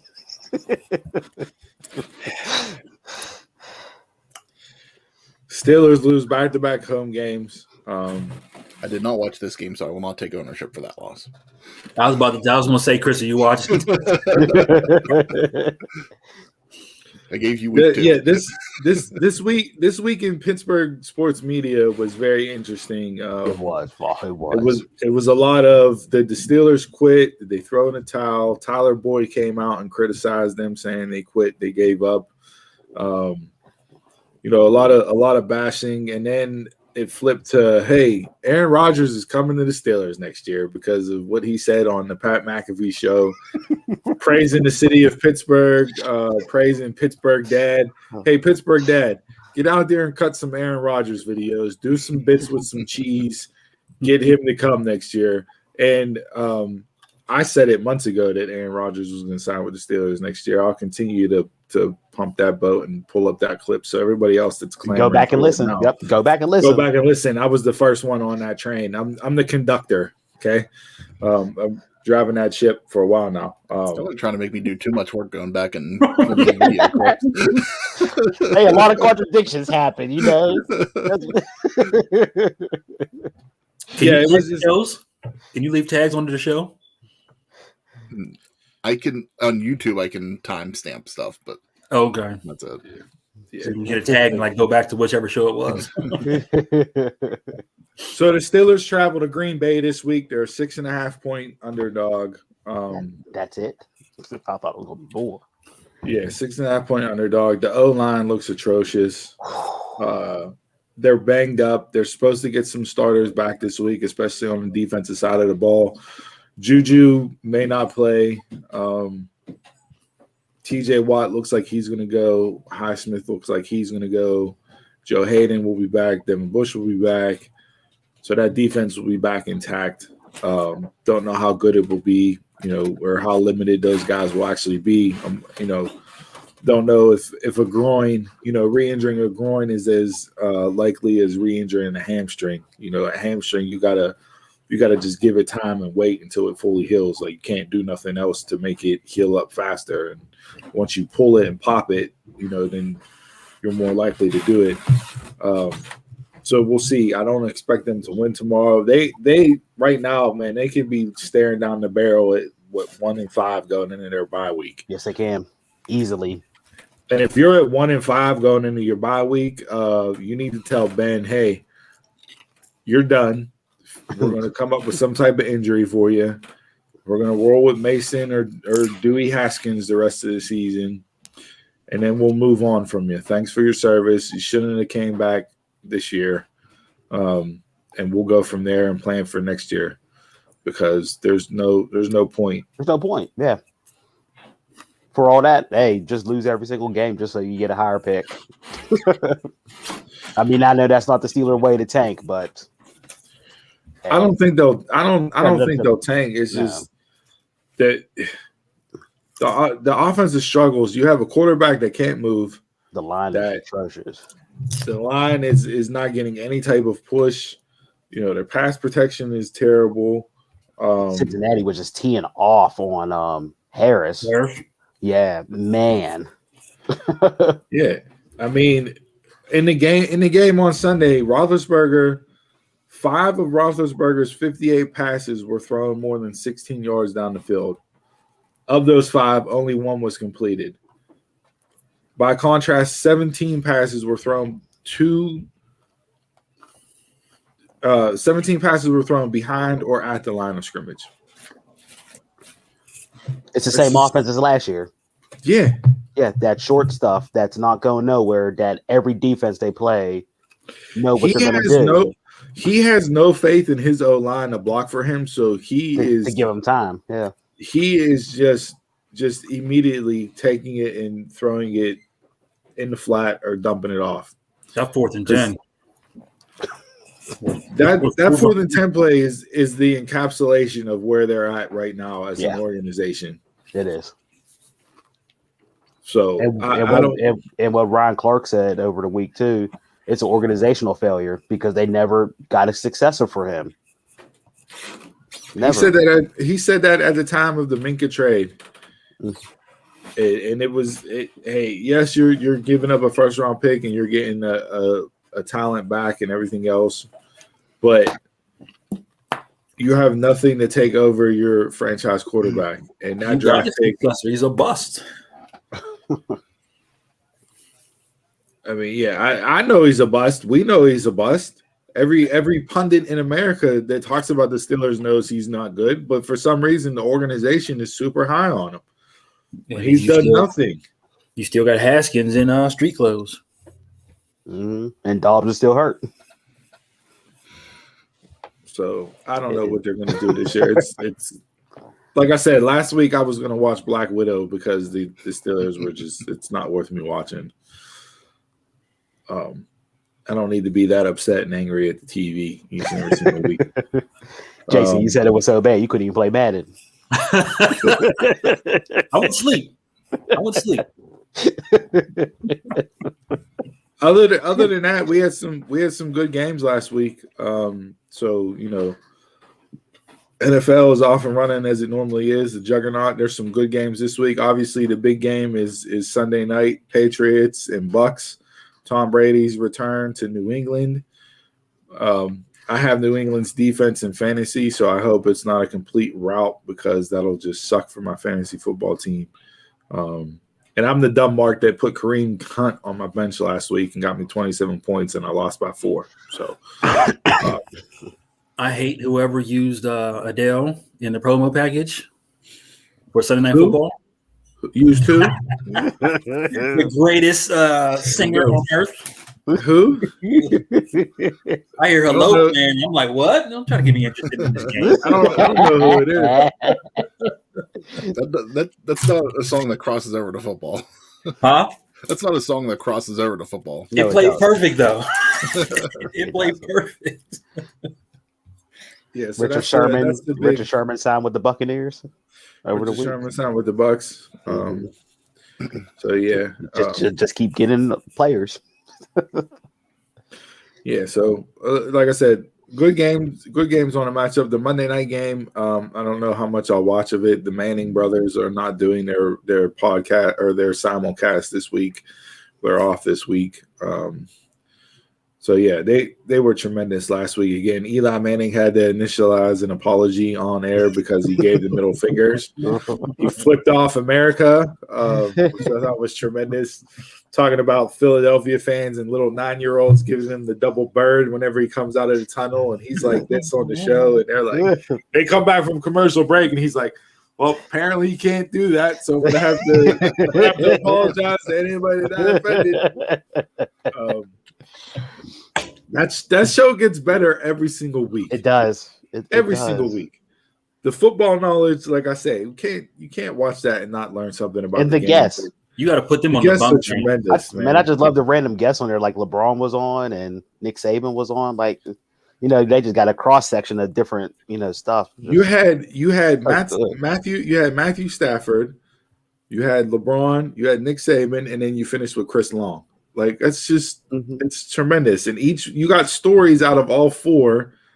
You were cracking Eli and Peyton cracking jokes on each other. Eli Brad, banging on Peyton for the armpit sweat. Like, it was just tremendous. The same shirts the past 3 weeks. Yeah, he's like, we wear the same shirt the past 3 weeks. Like, it's so good. So, yeah, but yeah, if you're a betting man, I don't know if you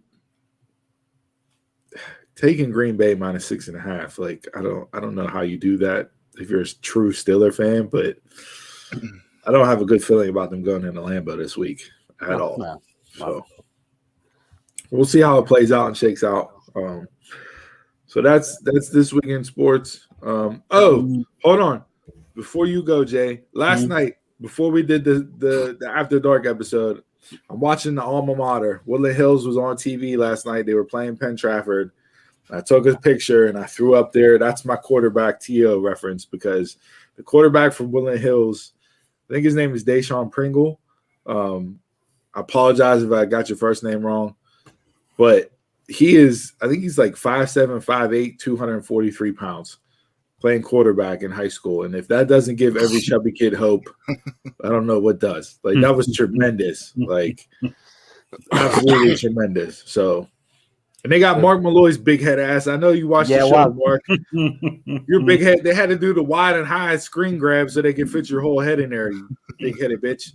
Yeah. Whenever I was watching the game, I was like, look at Mark being interviewed on here. I had to take a quick picture and put it on the social media. Like, really? He was typing it up earlier in the day. He knew he was going to be on TV later. Yeah, and it wasn't even his senior year. He was a junior on that team. Like, and he still got on TV. It's unbelievable. But that's all I had in sports. Jay, what do you got? For the first time ever, the women will be using the tag March Madness. I did see that. Yeah, finally they're allowed to say March Madness. For I know. That's so weird. You know, they go through March Madness. I've been using it for them for a while. Because it is March Madness. Yeah, it is. Just use it for the whole tournament. If you done a bracket, it was March Madness bracket, men and women. Mm-hmm. Yeah, and then the other thing next this week upcoming starts the qualifiers for the World Cup in Qatar next year. So the European side of things, the shakedown as far as who's going to qualify, those games start this coming week on ESPN. So I will be tuned into that because I love the World Cup. Early morning games. I'm not sure what time the first game is, but yeah, I'll be tuned in.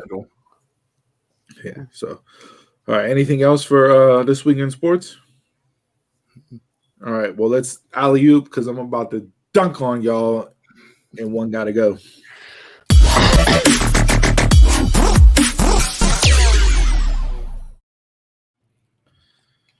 All right, so last week we had one go social media, Facebook, right Instagram.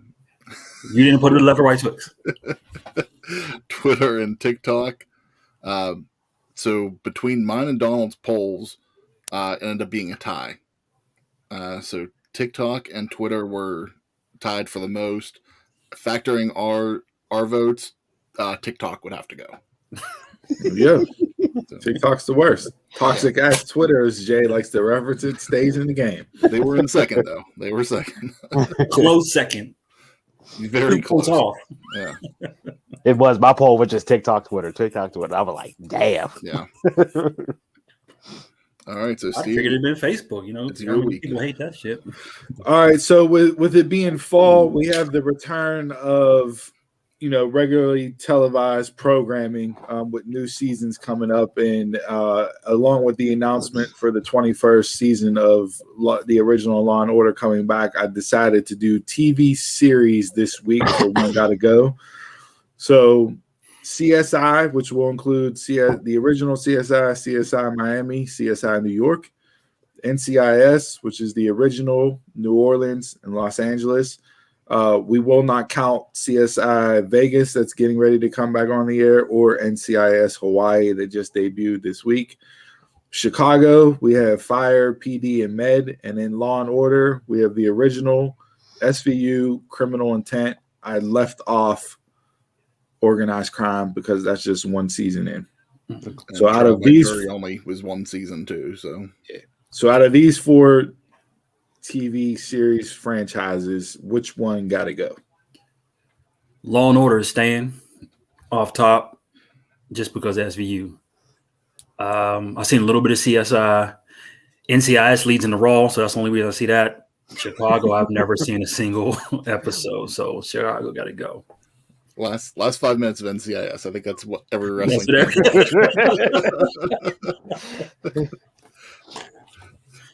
I'll go. Again, yeah, Law and Order. Not going anywhere. Every franchise of that's usually pretty good. I've watched little bits of CSI and NCIS. I've never seen any of the Chicago shows, so just for that reason, Chicago can go. You guys are slacking. Chicago Wednesday. Chicago PD is one of the best shows out. I got a couple people on timeline that be like live tweeting with it. I eliminated so many hour shows off my list a while ago. I can't add anymore. Like the first two said, Law and Order, that's OG, that's staying. CSI, I went to school to start it off to be a crime scene investigator. you see where I'm at now. So that didn't work out, but CSI will never go anywhere. Thanks for burying the pod in your response, Jagoff. Not burying the pod, that's burying myself. NCIS, I never watched, like they said too, that was just led up to Raw. Chicago, I never watched anything of Chicago, but Chicago got Sophia Bush on the PD, and I know her from One Tree Hill. So NCIS got to go because of that. Donald, last night you looked like you were about to commit some crimes that you would end up on Chicago or CSI with the do-rag and the cutoff tee. I was just honoring New Jack and Mustafa. Again, Law and Order, classic, not going anywhere. NCIS, the original has kind of fallen off over the last couple of years based off of who's left the show. Los Angeles is the best one out of the Los Angeles or New Orleans are the best ones out of that series there. That's a coin flip. It can depend on the series. And New Orleans just wrapped up their actual series last season, so they're no longer on the air. Chicago, like I said, PD, Fire, Med. I don't really watch Med. I catch Fire occasionally. Chicago PD is one of the best written shows out there. CSI, one of the best characters ever was Gil Grissom. Yes, it was. Donald, you said you went to school for started off as being a criminalist, forensic scientist. That show led to a boom in that profession. Everybody went because of that show, which is kind of crazy to think that they had that much of an impact on an industry. With all that being said, though, as good as the original CSI was, Miami and New York were so bad because of Horatio Kane, played by played by the worst actor ever, And Gary Sinise wasn't that far off on New York, but he was a little bit more tolerable than Horatio Kane on CSI Miami. I'm not even going to reference his government name. I'm calling him by his character name, Horatio Kane. Terrible. I know CSI from Horatio Kane. That's who I think of whenever you say CSI. Horatio Kane. That must be a bad thing, I guess. When you're running the lineups as a whole franchise, as good as the original CSI was, it can't make up for the deficiencies in the other two. So CSI got to go. You don't slander David Caruso like that. Man, for CSI, I don't even reference him by his real name. I told you that. But for CSI Miami, I watched the first 2 seasons, and what he did in the last episode of the second season with the neck bomb, I was like, I'm done. A toothpick stopped the neck bomb. I was like, I am over this. I'm over this. Season 13, Olivia Benson. Is SVU the best out of the Law and Order lineup? To me, yeah. I still prefer the original. I like the original. But, I do. Yeah. But, I mean, SVU is definitely. I think 1 and 2 they can be interchangeable. Did you guys like Criminal Intent? Did you guys Criminal Intent was here or there for me. It depended on the episode. Mm-hmm. All right. I wasn't tuned in to watch it on a weekly basis. It depended on like the episode. SVU was a must watch every single week, as well as the original Law and Order, and I was hooked on organized. I was hooked on organized crime all last year. I got the first 2 episodes on the DVR. Now I got to get caught up on at some point in time for the new season. So yeah, still got to get caught up on it too. What was it? TNT and USA. They used to always have repeats of Law and Order, and turn that on. You get stuck in the wormhole. Yeah. Yeah. I mean, and you could have, you guys don't watch the Chicago, so you don't know the character, but you could have done this by character and had that big of a debate as well, because you have Gil Grissom from CSI. You have Hank Voight from Chicago PD. You would probably say for Law and Order, you either have Jack McCoy, Benson, or Stabler. And then, with the NCIS, it's Mark Hamill and his, Scott Bakula was good on New Orleans. And then you have, LL Cool J and Chris O'Donnell from Los Angeles. So like Yeah, so there you go. I figure fall good way to kick one. off the fall season with the TV franchises there. So, all right, let us know. Hit us up on social media. What we got right, what we got wrong. Play along on the polls this week. Comment. Let us know and tell us which one got to go.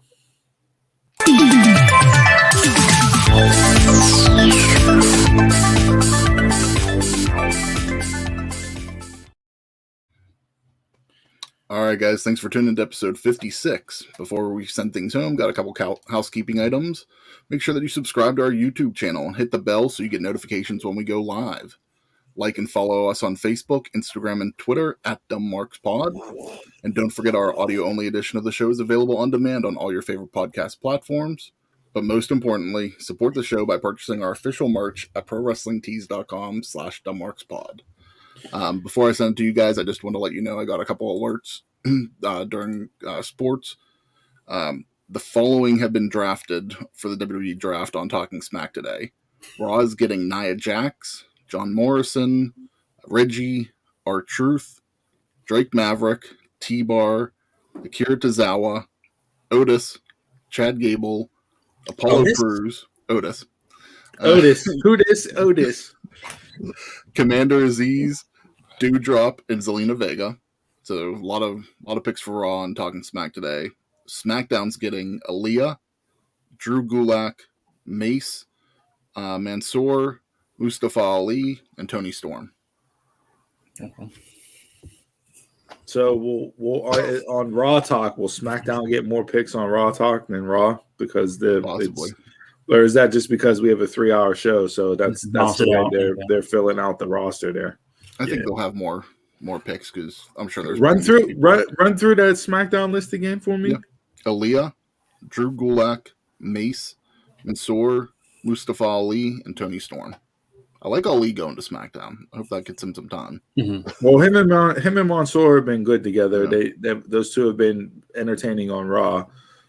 Tony, they need to do something with her and get her away from Boogs and get out of that love storyline that I said from the get-go. Mace is going to get lost in the shuffle. He's done. Hopefully T-Bar actually turns back into Dominic Dijakovic and performs the way he should have been portrayed from the beginning. Mm-hmm. I'm not going to Dominic because of you-know-who on Raw. He's still on Raw, right? T-Bar? Yeah, T-Bar's on Raw. Okay. I mean, you can run out that him and Keith Lee again. Let the main the casual audience see that. Two big guys go. Yeah. And you said Aziz, so hopefully they break up him and Apollo. No, Apollo and Aziz are going to Raw. Oh, they both are going. Yeah. Wow. Yeah, damn it. I see the same old. So Chad Gable and Otis are going to get lost in the shuffle on Raw. At least they were getting time on SmackDown consistently. I mean, Otis might be that guy though. Who this? Otis, baby. Hey, you put them two in the ring with Riddle and Orton, and you can have some good matches there. You can put Chad Gable in the ring with anybody and have a good match. Yeah, he's been criminally underused. Yeah. It's been ridiculous. So yeah, all right. Any other final thoughts from you guys? That was it. I have one thing here. Colin Dunlap of 93.7 The Fan here in Pittsburgh tweeted this out, and I've seen this from other people and other posts. I can't believe this is a real thing right now. Steel Valley School District, one of the school districts in our area, had to send out a interoffice memo and letter to faculty, staff, parents. This was yesterday.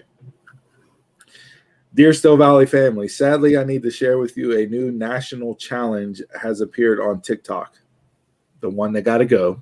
And this is the reason why I said it got to go. Entitled Smack a Staff Member.